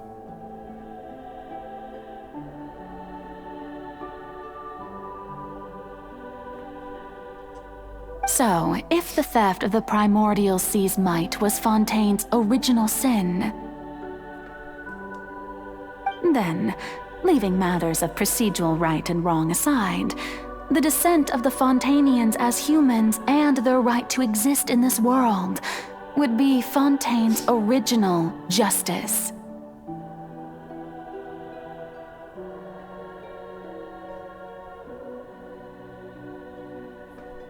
Original justice. In other words, existence was Egeria's justice, and to me, justice is the continuation of that existence. Oh, she wants them to keep living. Rectifying the prophecy and ensuring that Fontaine's people shall live on. That should be the justice enthroned over all others.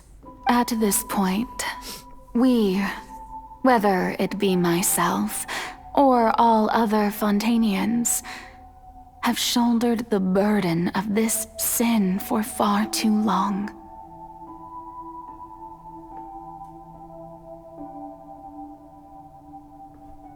Iudex Neuvillette, the highest judge in our land, when you regain your full power as an elemental sovereign, what verdict shall you pass upon us? So when I was invited to the court of Fontaine to serve as Iudex, I see now that that was your idea too. At last, I now understand the true purpose behind this position. In the beginning, I was uninterested in human existence. But these 5 centuries of living alongside them have gradually brought about mutual understanding between us. And I have even attempted to feel as they feel. The best. How good is this? You are a devious one, Focalors. Devious, but... oh, she's so good. Things being as they are, surely you know that I could never declare them to be guilty.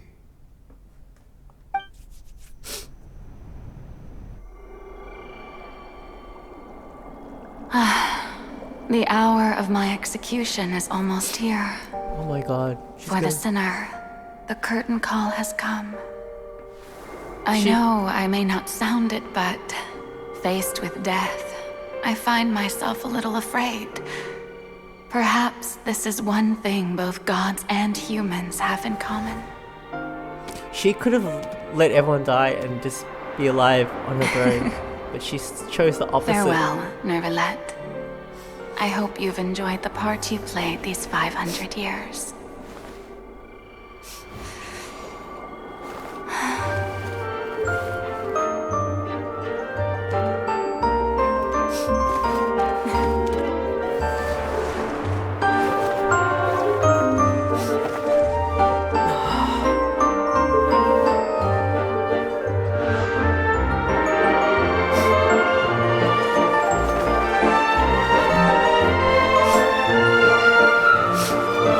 Charge complete.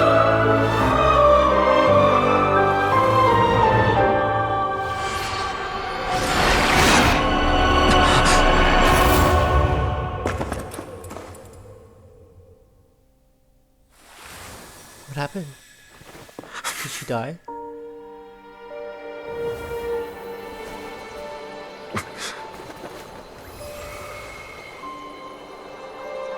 Oh my god, did she die?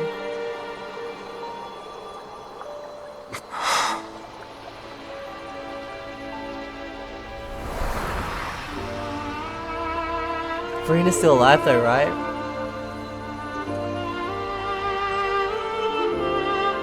Just let her live. Thank you, Farina, for all you've done. Please be happy as a human, just as I wish we could.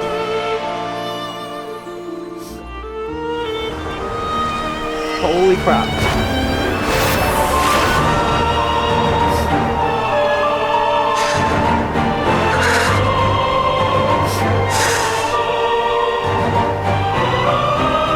I, Iudex Neuvillette, hereby declare, people of Fontaine, your sins are forgiven.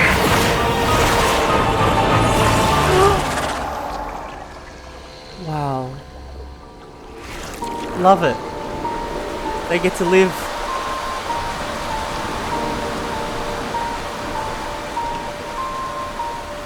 This is beautiful. This dragon. So he's the leader now of Fontaine. Farina gets to live. Focalors is dead. Can you believe it? What just happened? Has the death sentence been carried out? Yes. Was that bright light some sort of misdirection? I have a feeling that something huge just happened. But since we're all still alive and haven't been dissolved, I assume whatever happened was good for us. Yes. It's time to end this. We must mete out punishment to that beast. Didn't you say just a moment ago that it can't be defeated? I have gained the strength sufficient to deal with it. Through certain means, I now have the ability to separate the power of the Primordial Sea from that creature. Oh, so he can save the people, right? We should seize the opportunity to pursue our quarry. You obtain power? Traveler, now that the oratories can no longer function, I require an executor to help me mete out justice. You mean me?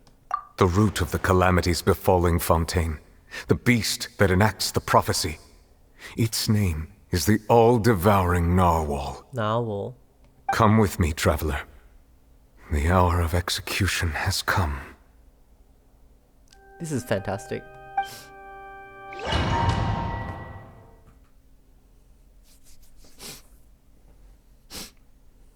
Damn. Whoa, looks so cool, huh?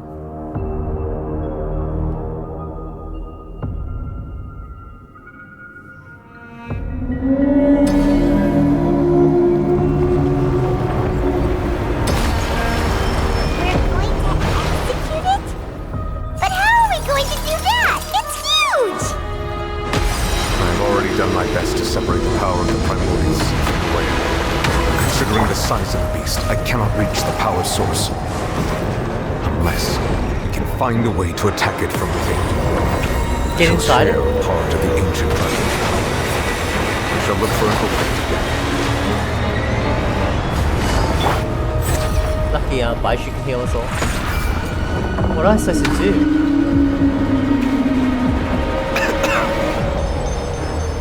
Take it. I can feel its sorrow turning into hostility. Roll, roll, roll! Dumpy, dumpy, roll! Am I hurting it?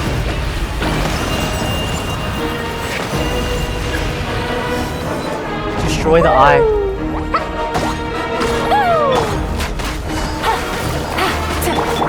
The all-devouring Narwhal cannot resist its instinct to devour. Continue to trigger its heartbeat. A chance will present itself. Just destroy the eyes? This is epic.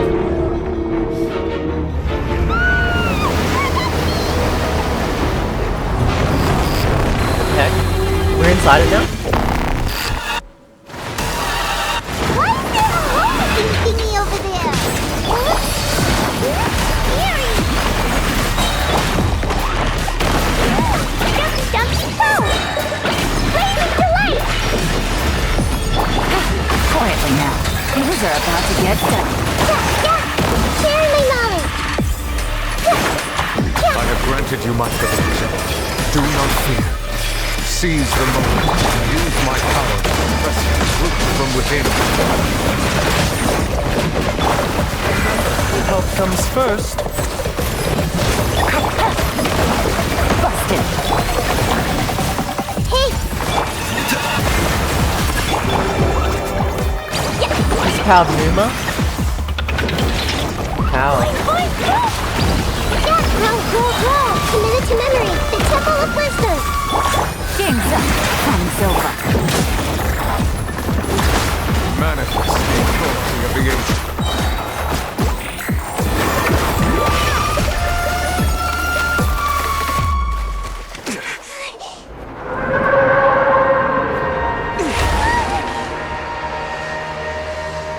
Help us nivellate.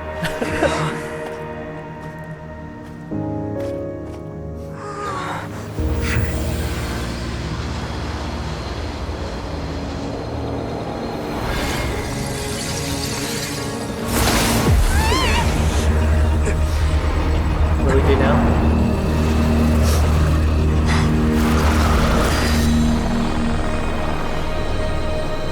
Oh, who's this? Is she the whale?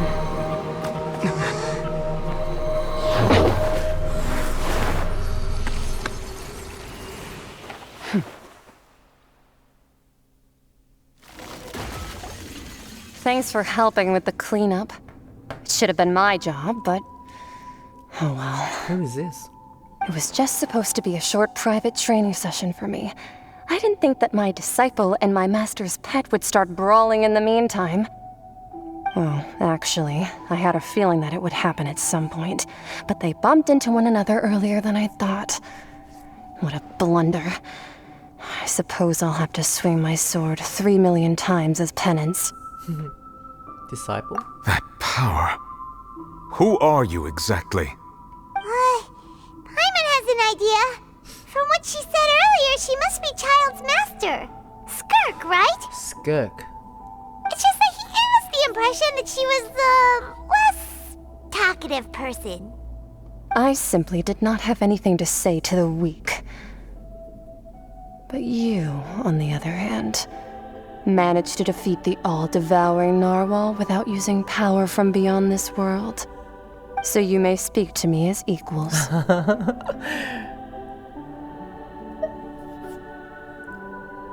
What kind of person would take the all-devouring narwhal as a pet? I have to agree. It's a strange use of a planet's primordial waters just to raise an all-devouring narwhal. That kind of power is wasted on it. It's not cooperative. It eats too much. And I have more important things to do with my time than pet sitting. The only thing that creature has going for it is its looks. All in all, it fails as a pet. Miss Skirk? I think you might have missed the point. The point being?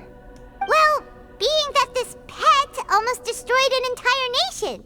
So what sort of person is your master? Well, Child's master's master. Wait, is that right? Oh, right. So you don't know him. Sorry, I assumed you did. His name is Sertologi. Sertologi? Who? I am unfamiliar with that name. Huh. So Master is insufficiently famous. How should I describe him then? Have you heard of the name The Fowl? The Fowl? Still nothing? Well, how about the Visionary? Vetterfulnir then? Or Gold Rhindaughter? Ooh, that one we've heard! Rhindaughter's part of the Hexen Circle. She's Albedo's mom, right? Oh, so you do know that name. To be honest, I also heard all of those names and titles from my master. I don't actually know them either. But I suppose you understand now, yes? My master is likely a similar sort to Rhindaughter. They are both pursuing some form of perfection. Wait! Didn't you also mention a visionary person? Paimon didn't quite catch their name. Actually, never mind that. I believe it expedient to inform you that the all-devouring narwhal used up nearly all its strength fighting you. Such roiling hydro energies will prove difficult for the planet's deep seas to digest. As such, the Fontaine back on the surface has most likely been thrown into chaos. Damn. In other words, the prophecy that you've been fretting over should now be in full swing. What? No. There's little to be surprised about, Paimon. It is natural after all. The prophecy will surely come true. We know this and accepted it. However... Not to worry. Focalor has already managed to deceive the heavenly principles.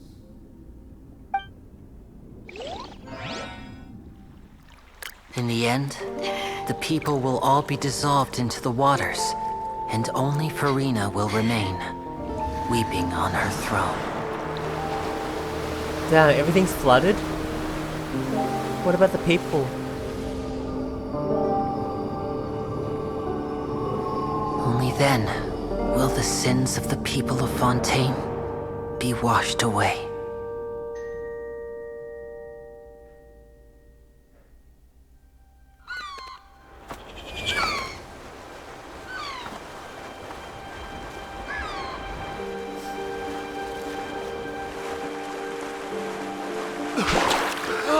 Oh, but they didn't they didn't die though, at least. Hey! Help! Over here! Oh, they're on a boat. Didn't Risley build a boat as well?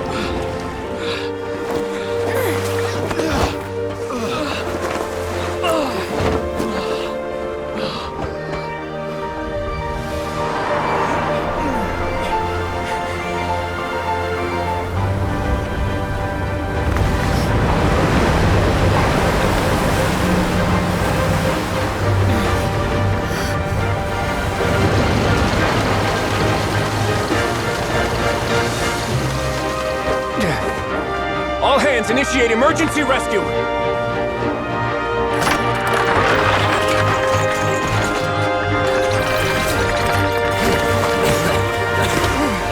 Hurry!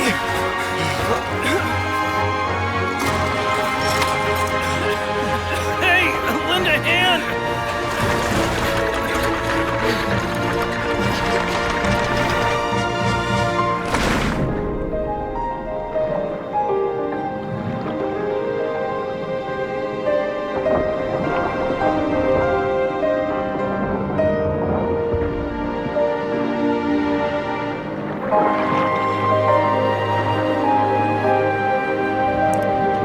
This is so good.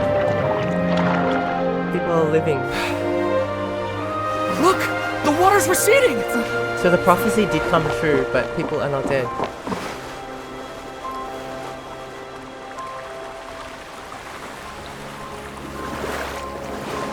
Why is the water receding?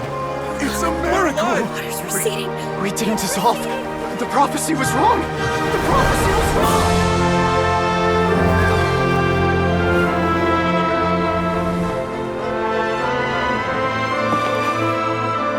Is that Farina? Yay!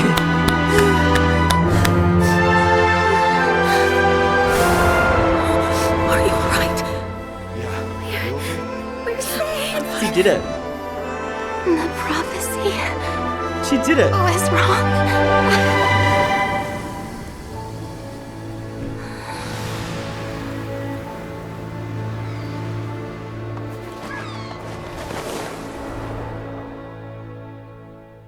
They fooled the heavenly principles. It's bomb. I can hear Clee.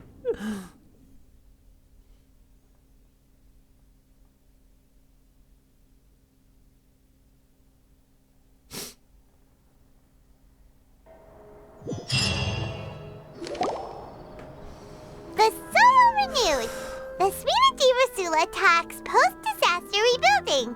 I recently visited Poisson to meet with Miss Navia, spokesperson of the Spina di Rosula, and we spoke about Poisson's present and future. Old soil can still give birth to new bloom, Miss Navia stated. Hope is like seeing a small cookie when you're starving late at night. You just need a little of it. Skyship Winglet, lunar brain of the Fontaine Research Institute. That's the ship that Risley did? The various disputes that have arisen on account of Mr. Edwin have suddenly become a shield over the Institute, with Jurier turning out to be a once overlooked hidden gem. People always call the first researcher mad, but few know what to call the second. And should that latter person achieve a miracle, they would find it all the harder to find a word with which to classify him and his team. Wow! Paimon barely recognizes the people in the reports. Are those really Jurier and Navia? They sound like real big shots. They might have been big shots from the start. We just didn't meet them in that capacity. What do you think? Pretty enthralling, huh? The Steambird's idea was pretty simple. With the disaster just having passed, we would print a free edition packed to the margins with good news to calm people down. The value for these big scoops lies in their inevitable follow-ups. We'll publish further reports and go into the stories behind those people. Edwin's assistant, Jurier, created a true flying ship, while Navia is leading people in the reconstruction of their home. I'm sure that these stories could draw even your well-traveled eye. The articles do make me curious about how things will play out. Paimon's curious too! Wait a minute. Didn't we watch watch everything happen from start to finish, what's there to be curious about? And that's exactly why I'd like you to come conduct interviews with me. You're the best incubators of news, if you haven't noticed. And also, with you around, I'm sure I'll get to see that Duke. Are you sure? Hasn't he turned you down several times already? Oh, this time will be different. Come on, let's head to Poisson first, and then make a trip to the fortress. There are some things you'll only know when you get there. I'm just thinking in my head how good Genshin Impact is. I just cannot get over it.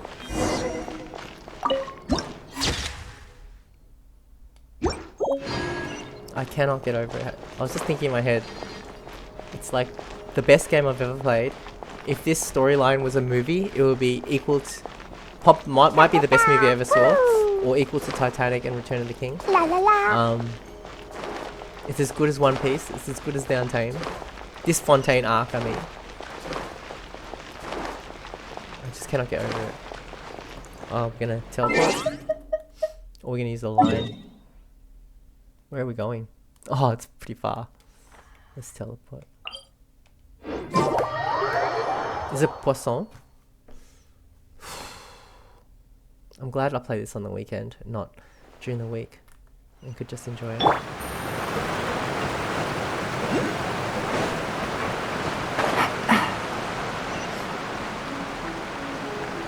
Now for the closure and like the... How epic was that? Like, holy crap. That was like incredible. I saw people's YouTube videos where it was like, this was the best quest of Genshin Impact. And I was like, wow, it's so good. And it really is. Oh my god, what? I thought I couldn't drop through that. What the heck? I guess you better jump. No way. I gotta jump those? Just to be safe? Luckily, you don't fall to anything serious. I'm just gonna fly over him, just in case.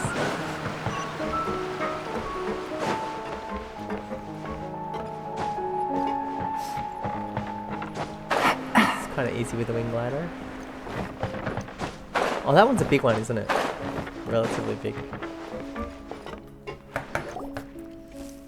Navia!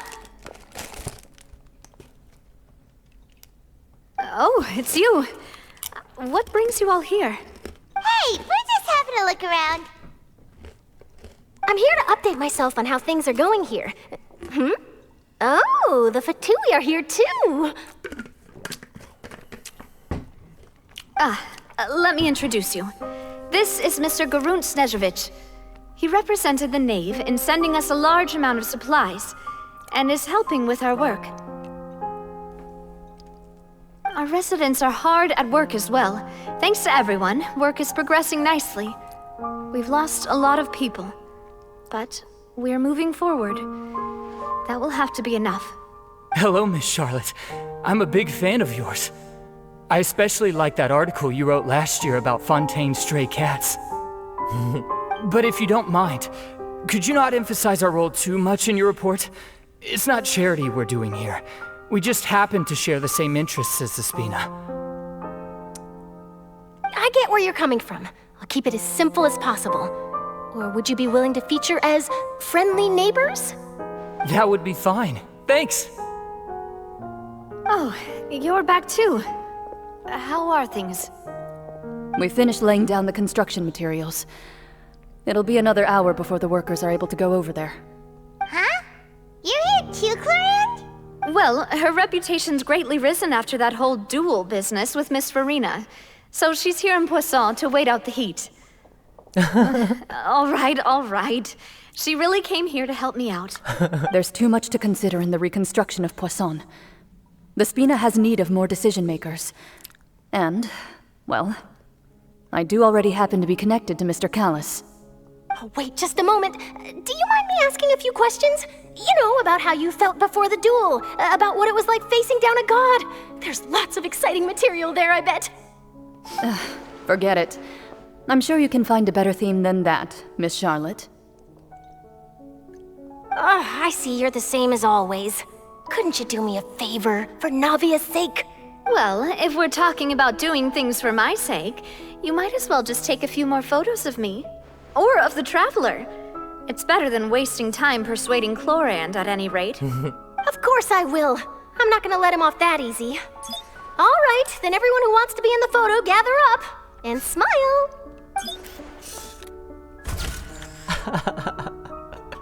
Great shot. How did it go? Was it a good shot? Did Paimon look cute in it? Not bad. Your addition really helped the composition of the picture.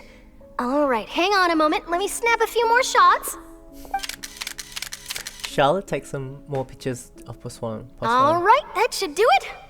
I'll be back here later anyway, so let's call it a day. You're very quick. Speed is of the essence when it comes to the news, and freshness is the key. Also, not to brag, but I'm pretty good at building connections. Who knows? I might eventually get that interview with you after all, Miss Chlorand. Wow, you really do have that never say die She spirit. does. I'm impressed. They all do. Literally, all these characters do. I'll hazard a guess that this is how you got that interview at the Fortress of Meripede. You already knew she was going? Whoa, you're well informed. Let me make a guess too. I asked Sijuin, who told Monsieur Nervillet, and he told you, right? That's a very complete information chain. In truth, all Monsieur Neuvillette asked me was, when did the fortress become so friendly towards the media? I told him that it was best not to speak too soon. There's no guarantee that Wriothesley will make a personal appearance. You're right. I've got to treasure every moment I have with them. In which case, I'll be making a move first. Stay safe now. And tell me if you hear anything interesting. I'll treat you to afternoon tea in exchange. Wow. Whew. You seem curious about the fortress. Of course. That Wriothesley. I still remember going down to the fortress to grill him for information on my father's case. Boy, did he take me for a ride. Without telling me anything, of course. But he did invite you to tea, didn't he? 2 large pots of it, in fact. It was good tea, though. He loves his tea. I have to agree. The tea there is very good. Speaking of that, would you like to have some today? I mean, you've got time, right? Well, I'd be partial to some shortbread. Wow, it's like we've got a menu or something. Sure. Good. Funny. What flavor of biscuits would you like, Mr. Snezhevich? Me? I'm fine with anything. But I would prefer chocolate, should you have it. They know what they want. Leave it to me. I'll go over the newly arrived supplies with you later, Mr. Snezhevich. We should be able to finish the preparatory work today. That works great for me. Huh. Is it just me, or did you get a new lipstick? From Sijuin, right? I did. It was a gift from Sijuin. Want to give it a try? I think the color would suit you too. Alright, so now what? Go to the Fortress of Meripede. What? Where is it? Oh my god, it's winding up. Amazing.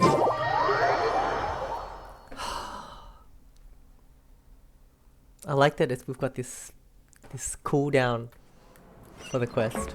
Enclosure, it's so nice. It was epic. Yikes.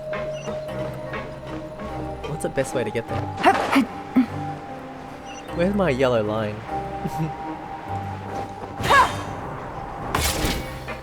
I'll be back in once. Oh, there it is. I'll be back.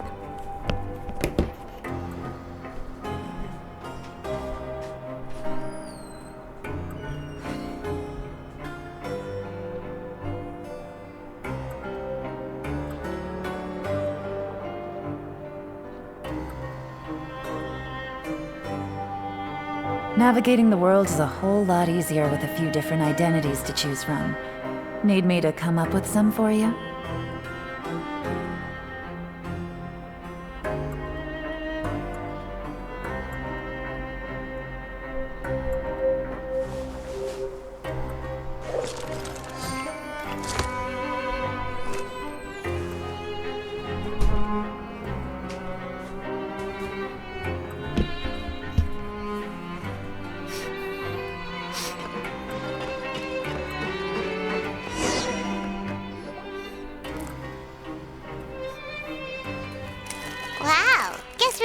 fun, huh?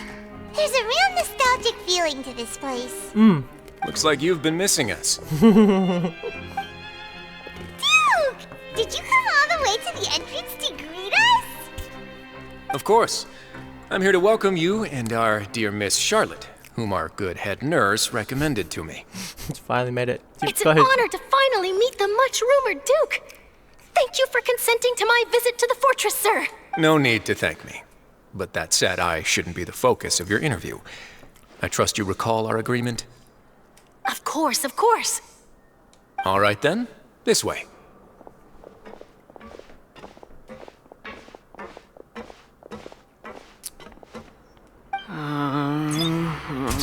Oh, she interviewing him? Hey, no need to be so nervous. I've already taken all the photos we need. Miss Charlotte, do these pictures really need to be published on the cover? It would seem that Miss Lorvine doesn't want her face to appear beside that of Mr. Jurier, Sir, please don't say things like that. But it looks like dear Mr. Jurier denies it. Might this interview be very important to you then? No, I just... This is my first time being interviewed, and I'm very thankful to the Steambird for... Now, I might not look it, but I actually did meet Mr. Edwin once. And I'll be honest, I enjoyed chatting with you more. You've definitely got more of that genius vibe going on. The boat that brought about a miracle, the ark that saved the people. Why, you recreated a myth back there, like an emissary of legend. Still, if I might ask, where's that flying ship now? Huh! Looks like Charlotte's trying to get herself another exclusive scoop. I have to apologize, but that ship is presently in the bowels of our factory. I'm afraid it won't be easy for you to get a shot of it. Really? Well, then in that case, could I have an interview with you to make up for that loss? She's good.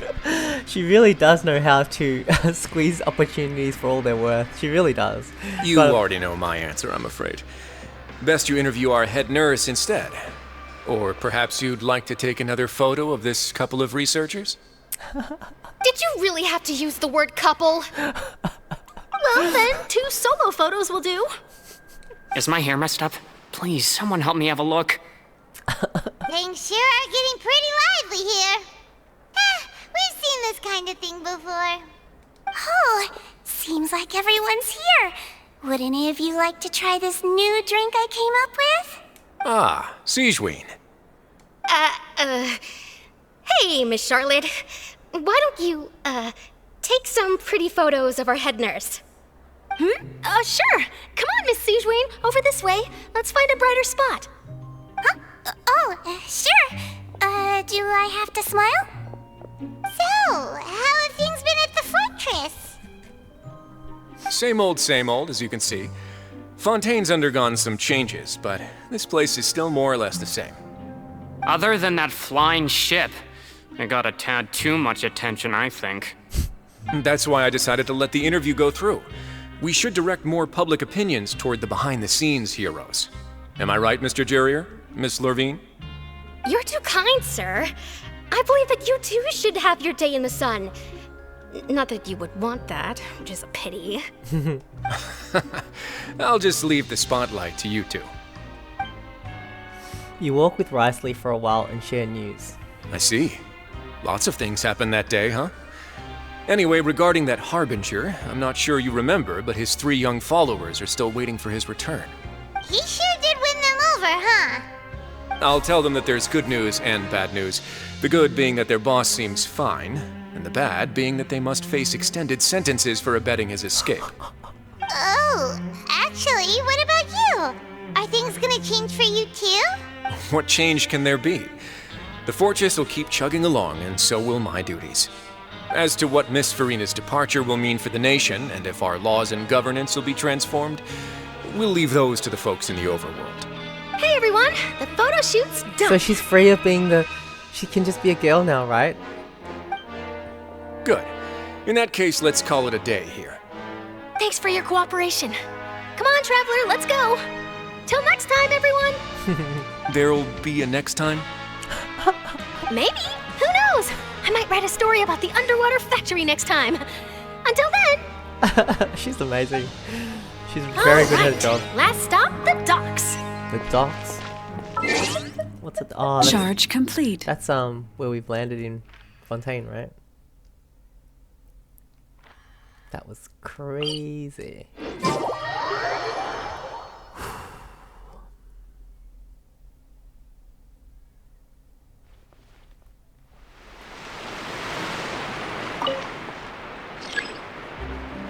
This is awesome. This is a lift that takes forever. Oh, I must have a lot of books to level up by here. Let's just. Oh, that's not. If I level him up, it won't make the lift go any faster. I wonder if I can get to 70. I probably can. We did a lot of quests. Oh, surely I've got enough for my adventure book handbook. Let's check it out. Surely. Guaranteed, right? Yay! I've got to go collect it as well. I am merely a mortal doctor, so I'm afraid I don't have many...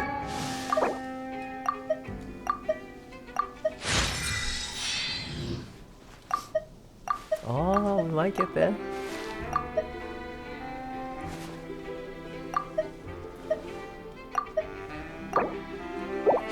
$70. Looks good, huh? I'll send him later. Interesting stories to share. Go, Beiju. I only got him a few days ago. If you're looking for 70. legends, then you should go to the One last Tea ascension. House and listen to the storytellers there.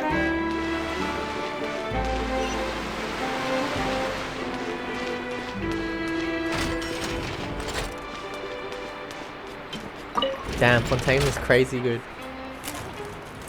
So we're going down? I thought we were going up.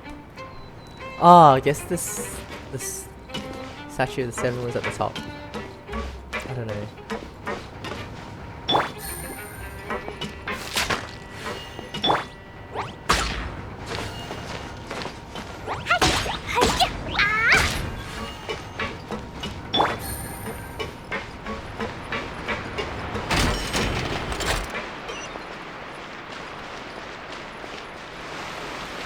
Huh? Where am I?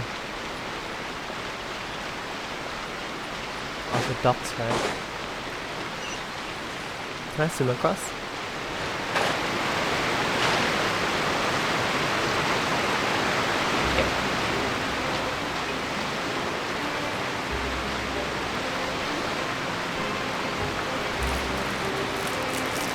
I finished quest at the same time I finished the box of Savoy. How did you know?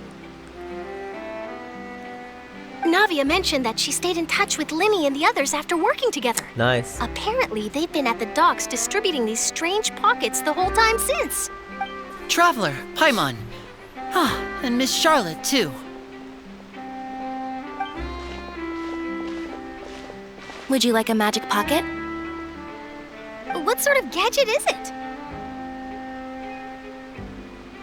It's a wondrous bag that can be used to carry many things. The water level has returned to normal, but if you see any of your things floating around, you can use this to carry them.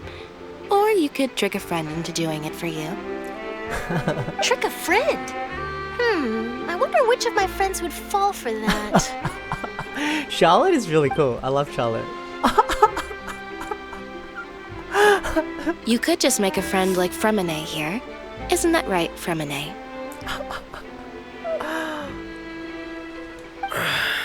Is this what you meant by I'll help you make some more friends? Oh, she's trying to make friends, make him have more friends. To be honest, that sounds pretty sweet. Could I have your contact, please? Sure. Please, write down my address. You sure are working hard to help Fremine socialize. He was the one who proposed doing this. He even wants to assist in our magic shows. Oh, sounds like that would suit him. Yes, I was planning to first introduce Pear as an assistant, and later Fremine himself. Oh, Pear's in the that, future, I think we can leave underwater escape magic to him too. Oh, That said, would anyone want to see a diver escape underwater? Oh, it'll work out. Every journey begins with the first step. He'll become a part of our show eventually. Lynette, could you come over? Miss Charlotte says she wants to take a picture of us. Got it. My, that Charlotte is rather perceptive. She got rid of everyone the moment she realized I had something to say to you. Wow. So, how have things been, Traveler? I'm doing alright. Father says that you did a great deal during the latest events. She's very grateful for your contributions to Fontaine. That's alright. We were more than happy to help. So, what's she doing now? Oh, I guess you haven't heard. Well, after Lady Farina left, Father and Monsieur Neuvillette opened negotiations, during which he gave Fontaine's gnosis to her as a diplomatic gift. A diplomatic gift? A gnosis? Yes, Serious? I was quite surprised at first myself. But when I thought it over, there were actually a number of things going for it. It could have been done as an apology for the incident with Lord Child, or as thanks for his help in tying the all-devouring narwhal down. Furthermore, Father did also lend significant aid to Fontaine and Poisson. Well, that's true, but this is a gnosis we're talking about. The Fatui are gathering all the gnosis, aren't they? Irresponsible? I would agree, but I've also heard that it seems that Monsieur Neuvillette has had a significant change of heart regarding the matter. So there's some reason for this that only Neuvillette knows about? I suspect you'll have to ask him about that yourself. Ah, yes, speaking of which, I did see him strolling around the entrance to the Fortress of Meripede a while back. Isn't he real busy and stuff? Paimon didn't think he'd have the time for that. But back to the topic. The gnosis was given to the knave, right? What about Child?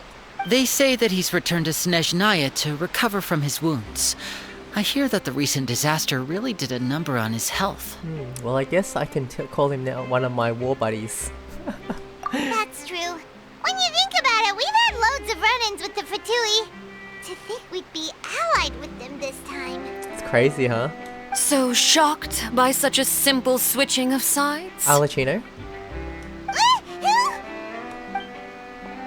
Yep. Father! Well, what do you know? Come to the docks to see how my children are doing and meet the Traveler by chance. Please do not pay my accomplishments in Fontaine too much mind. I would have done them regardless. Are you going to take the gnosis back to Snezhnaya? That is our duty as harbingers, yes. Don't be too preoccupied with sides. The goal of the Fatui concerns not a single place or person, but the entire world. With such a grand goal in mind, it is inevitable that we must wear many masks. Switching my masks is something I've always done. Will you keep your position? Well, that depends on many things. No one truly knows what the future holds. What good is honesty if you can't rely on it forever? As for you, I very much look forward to our next collaboration. Good things cannot be achieved alone, and you've proved yourselves to be great partners. Actually, I just remembered something. Please help us deliver this. A vision? Oh. All right. Good memory, I forgot. I'll remember to return it. Thank you for keeping it safe for him How is he this fighting entire time. the whale without a vision? And that's a wrap for me. Huh? You're... Is she gonna interview her? Greetings, Miss Journalist. Hello. If I'm not mistaken, there are diplomatic channels I'll need to report to take a photo of you. That is correct. So forgive me, but I will not be able to serve as a subject in your article. However, feel free to write as much as you'd like about our dear magicians and our upcoming rookie talent. I will. The sea breeze is quite pleasant. I shall continue my walk while the weather remains so agreeable. She's cool. I like her. Farewell, Father. Oh, she has such an intimidating presence. I didn't even dare to take a picture. Thankfully, I've already wrapped up all my pre-scheduled interviews. Thank you all. This'll be more than enough for me to write about, I'm sure. Don't be too nervous. Why don't you take a magic pocket before you go? Here, Traveler, Paimon, you take one too. To move things about? That's right. Funny. I was giving out magic pockets when we first met too. And what do you know? I'm doing the exact same thing Closure. right now. Full circle. So many things have happened, but the pockets are still the pockets. I guess this must be life. We will all follow our own paths, and serendipity will lead you to your fated friends. True.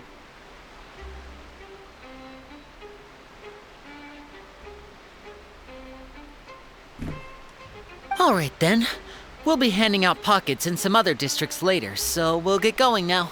Have a good day, you two. They're cool. I really like these Well, siblings. guess we sent Charlotte off. Shall we go see how Neverlette's doing?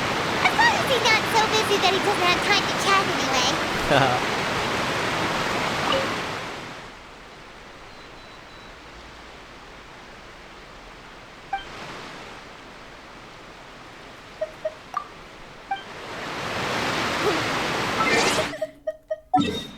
'Teleport?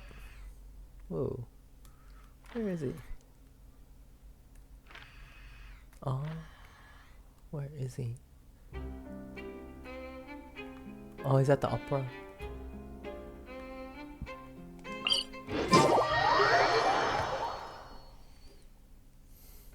Damn, that was so perfect. I cannot believe how emotional that was. It was incredible. And now it's like, it's letting us down gently. Like every good arc in an anime. Like a One Piece arc is gets so epic, and then they have this couple episodes afterwards where it's just chilling and banquets and stuff.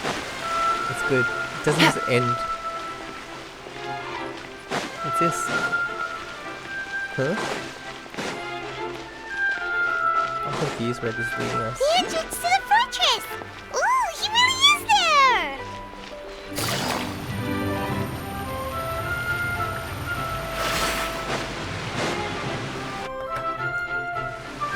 Is he gonna go have tea with Risley?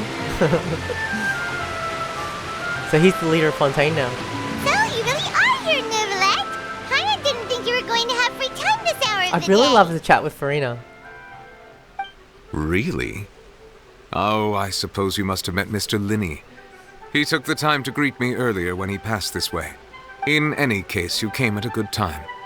I was just considering reaching out to you to set up a meeting, so I may explain some things that I haven't had the time to before. Aw, Paimon's glad that you remembered. Thank you for keeping us on your mind, what with you being busy and all. Alright, let's have it then. How was Fontaine actually saved? The whole business is still quite the mystery to So us. most people don't know what happened, only we do. It is strange how words can often leave a bitter taste in the mouth when it finally comes time to say them out loud. Neverlet gets sigh softly, but before telling you. Fossil has deceived the heavenly principles and used Farina's endless performance to save Fontaine. So that's what happened? I only saw Farina's part myself, but now we got filled in. Fossilor destroyed the divine throne of the Hydro Archon and restored your power to you, transforming you into a fully fledged elemental dragon sovereign. But Paimon still doesn't quite get what you did to save the Fontainians from dissolving. For me, the authority of the ancient dragons refers to absolute control over the hydro element. Fontainians were incomplete humans born of Egeria's use of the power of the primordial sea, with constitutions similar to that of mimics. But so long as those primordial energies remain within them, I could use the ancient dragon's authority to grant them true blood, after the fashion in which life was first brought into being on this planet. In other words, when I gave my verdict, Fontainians became true humans, and thus would naturally no longer be dissolved by water Oh, from so the the people that primordial have sea. died before are still dead. Fossilor must have counted on you to make that decision as well. Your verdict was the key to making the prophecy appear to have come true while saving everyone. You could say that it was at that moment that Fontainians were finally truly born.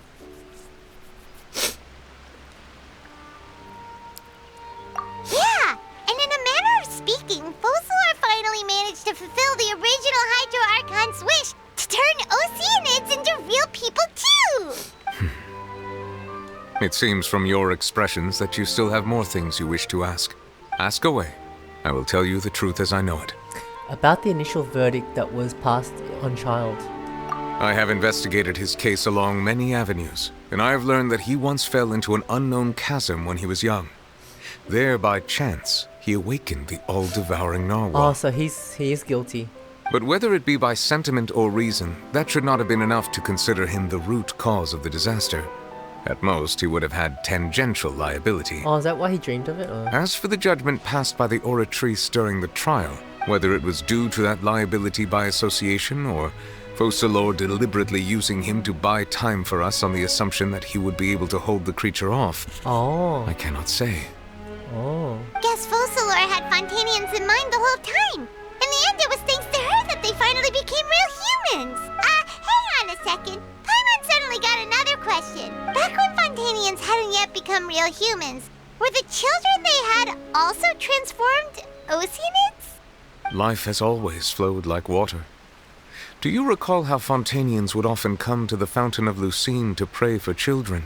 Yeah, Lynette said the fountain is where all the waters in Fontaine converge. In truth, even those couples did not know that such prayers were no mere custom, but instead a form of ritual. Those Oceanids who were blessed within the spring water would later descend as new humans in the coming months. Paimon sorta gets it now. Either way, it seems like this ritual won't be of any further use, but it'll probably live on as a local custom. Ask away. I will tell you the truth as I know it. About Fontaine's future. Yeah, about that. Risley said Farina has already left. What's that all about? Ah, Lady Farina. The people are only aware that her death sentence has not been carried out. She abdicated the post of Hydro Archon and left affairs related to that title to me, before leaving the Opera House. They don't even know that she's the hero. I related Focalors' words to her faithfully and completely. After hearing them, she seemed neither saddened nor comforted. She simply said that she was tired and needed to rest. Having said that, she then packed her things and moved out of the Opera House, not unlike how an ordinary person might. That's it. But she's still got a place to stay, right? You need not worry. I will make arrangements to ensure that she will not want for food, clothing, board, or travel. In truth, I am somewhat happy for her.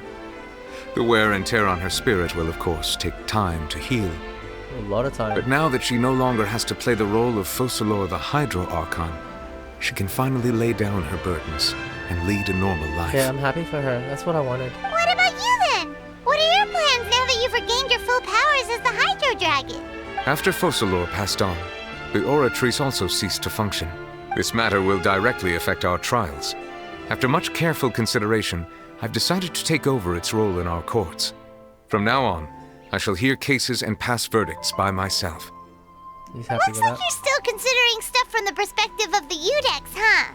As an elemental dragon, there are indeed many things that I must do.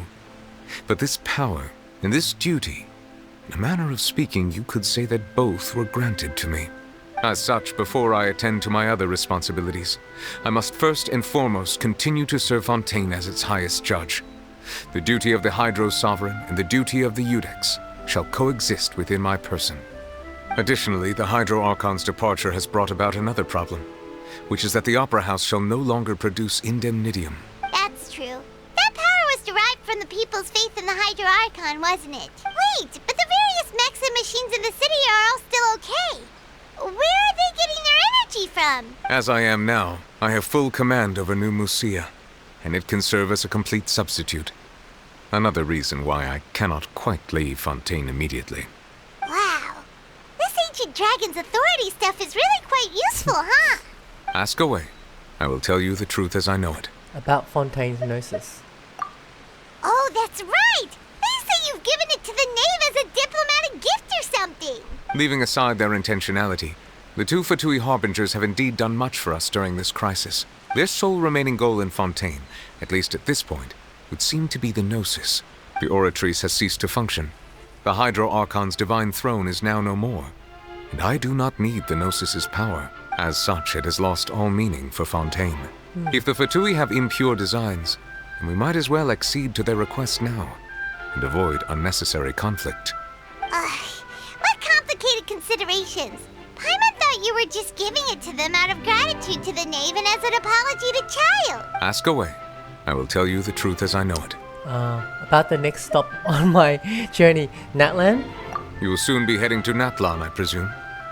I'm afraid that I have little talent as a travel guide, so all I can do is tell you what I know about that land. As far as I'm aware, Natlan can be said to be a nation of dragons. Nation of dragons? A nation of dragons? You mean like you? No, I suspect that I would not find myself welcome there.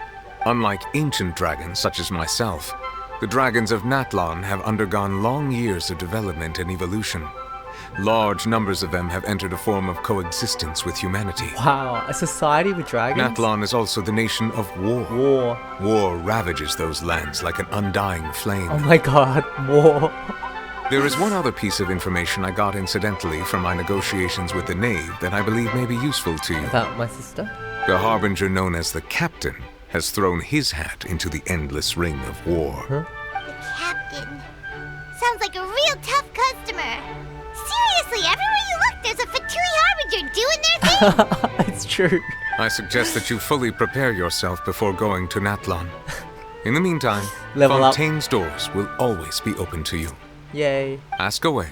I will tell you the truth as I know it. I have no more, more questions. Hang on a sec. Paimon's still got a question about the Gnosis. When we spoke to Linny earlier, he mentioned that your attitude towards giving away the Gnosis had clearly changed. We guessed that there might be some reason for it that only you were aware of. No wonder the House of the Hearth is the Fatui's intelligence division. They are certainly sharp. So regarding this specific issue, I was just getting ready to share something with you. What is it? In truth, I exchanged some further words with that lady named Skirk after sending you two back to the surface. It went something like this. Skirk.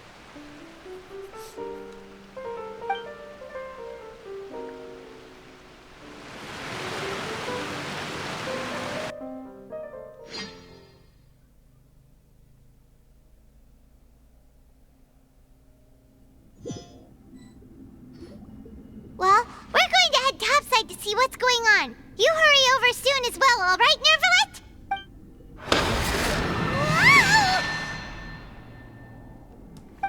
What next? The all-devouring narwhal isn't here, so I'm no longer getting any interference. I can finally catch the scent of your power, what it's made of. It is the authority of the planet's primordial dragons, but with something very similar to a god's curse mixed in. It's quite a novel blend. I'm sure I've encountered something like this before.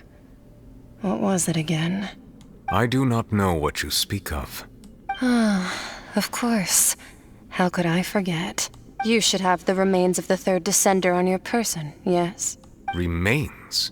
I've never heard of any such thing. According to your parlance, I believe it may be called a gnosis. Well, that much is true. After Focalor's divinity faded, she handed her gnosis to me.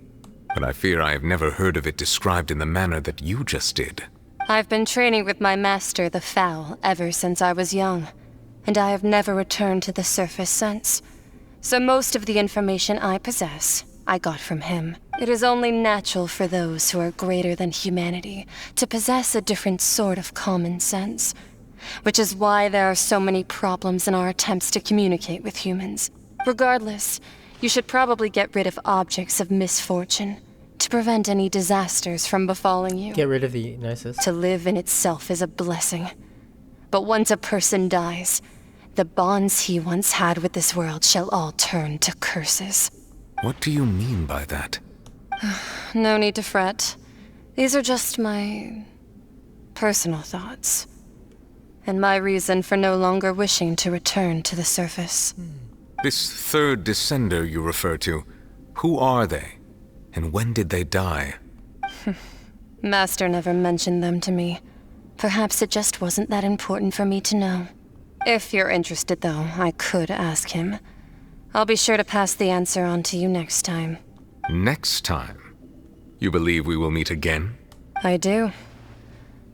Wait. I have a disciple of my own, don't I? He can be the messenger then.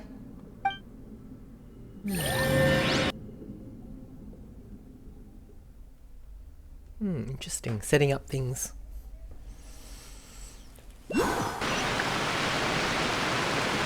That's what she told me. Whether it would prove useful or not, I wanted to pass that information on to you. The remains of the third descender? Are we one of the descenders? So that's what the Gnosis actually are. Oh. Paimon just thought they looked like chess pieces. How could they be a person's remains? All the same, assuming that there was no misunderstanding or special metaphor at play, that is what she meant to say. And she said that it would bring misfortune and that you should check it, which is why you gave it to the Fatui. If she speaks the truth, then I would simply be putting Fontaine at unnecessary risk by keeping it here. A descender. She mentioned one of them. I am the fourth descender. Yeah, I thought that we were a descender. For me, this information means two things. One, that the Gnosis are related to descenders, and two, that the one who came before me has already died. I had guessed that you might already be familiar with this concept, but I did not expect you to be one of them. That means that the Gnosis, which are exceedingly element-compatible and can even enhance elemental abilities, do indeed come from the third descender. I wonder, does your body also possess similar properties? Like being able to use elemental powers without a vision. That does sort of count as special compatibility, right? No, let's not think about this stuff right now. It just feels creepy. Comparing the Traveler to the dead third descender and all. Don't worry, I won't die so easily. That's what you say, but this topic still feels like bad luck. Once Child recovers, let's get some more answers out of him. Or go look for his master and get the answers that way. I too believe it unwise to make too many blind guesses when information is lacking. The same is true of being at court. Alright. Whatever the case, it seems like the crisis here in Fontaine's over for now. Yes. All of Focalor's efforts were for this moment as well. Wow, hundreds of years. But she sacrificed herself in the end as a god. And she suffered through all those years as a human. So she got killed by a guillotine. Really It's such a French thing as well. I suppose that would be the mystery of a god's will. Can you understand the will of the gods? I suspect not. But once in a while I too would guess that if wishes were like the clouds in the sky, they will one day return to the earth as raindrops. Life flows like water, and rain is the final answer. The water levels may sometimes tilt one way or another, but the rain falls fairly upon all. And what, ultimately, is the difference between the rains that fall upon all of us? Oh, we finished it. Oh my god, finished it. Damn, we finished it. Oh my god, we finished the Archon quest, Fontaine Archon quest. Kind of pretty much up to date with the rest of the world. Like, it came out on Wednesday and today's Sunday, so not too long afterwards, so I could catch up. That was incredible, like definitely the best quest I've done in Genshin Impact. It's incredible. The storytelling of the whole 5 acts was beautiful. Everything was great. Farina, I love Farina so much. Her character was so good. Oh my god, what a great character. Focalor was really good too, actually, like her plan. I mean, she sacrificed herself. The ending was so good with Neuvillette being the leader now. Everyone was saved. Now they don't have to worry about being dissolved. The pacing, everything was so great. Our time in the prison was fun.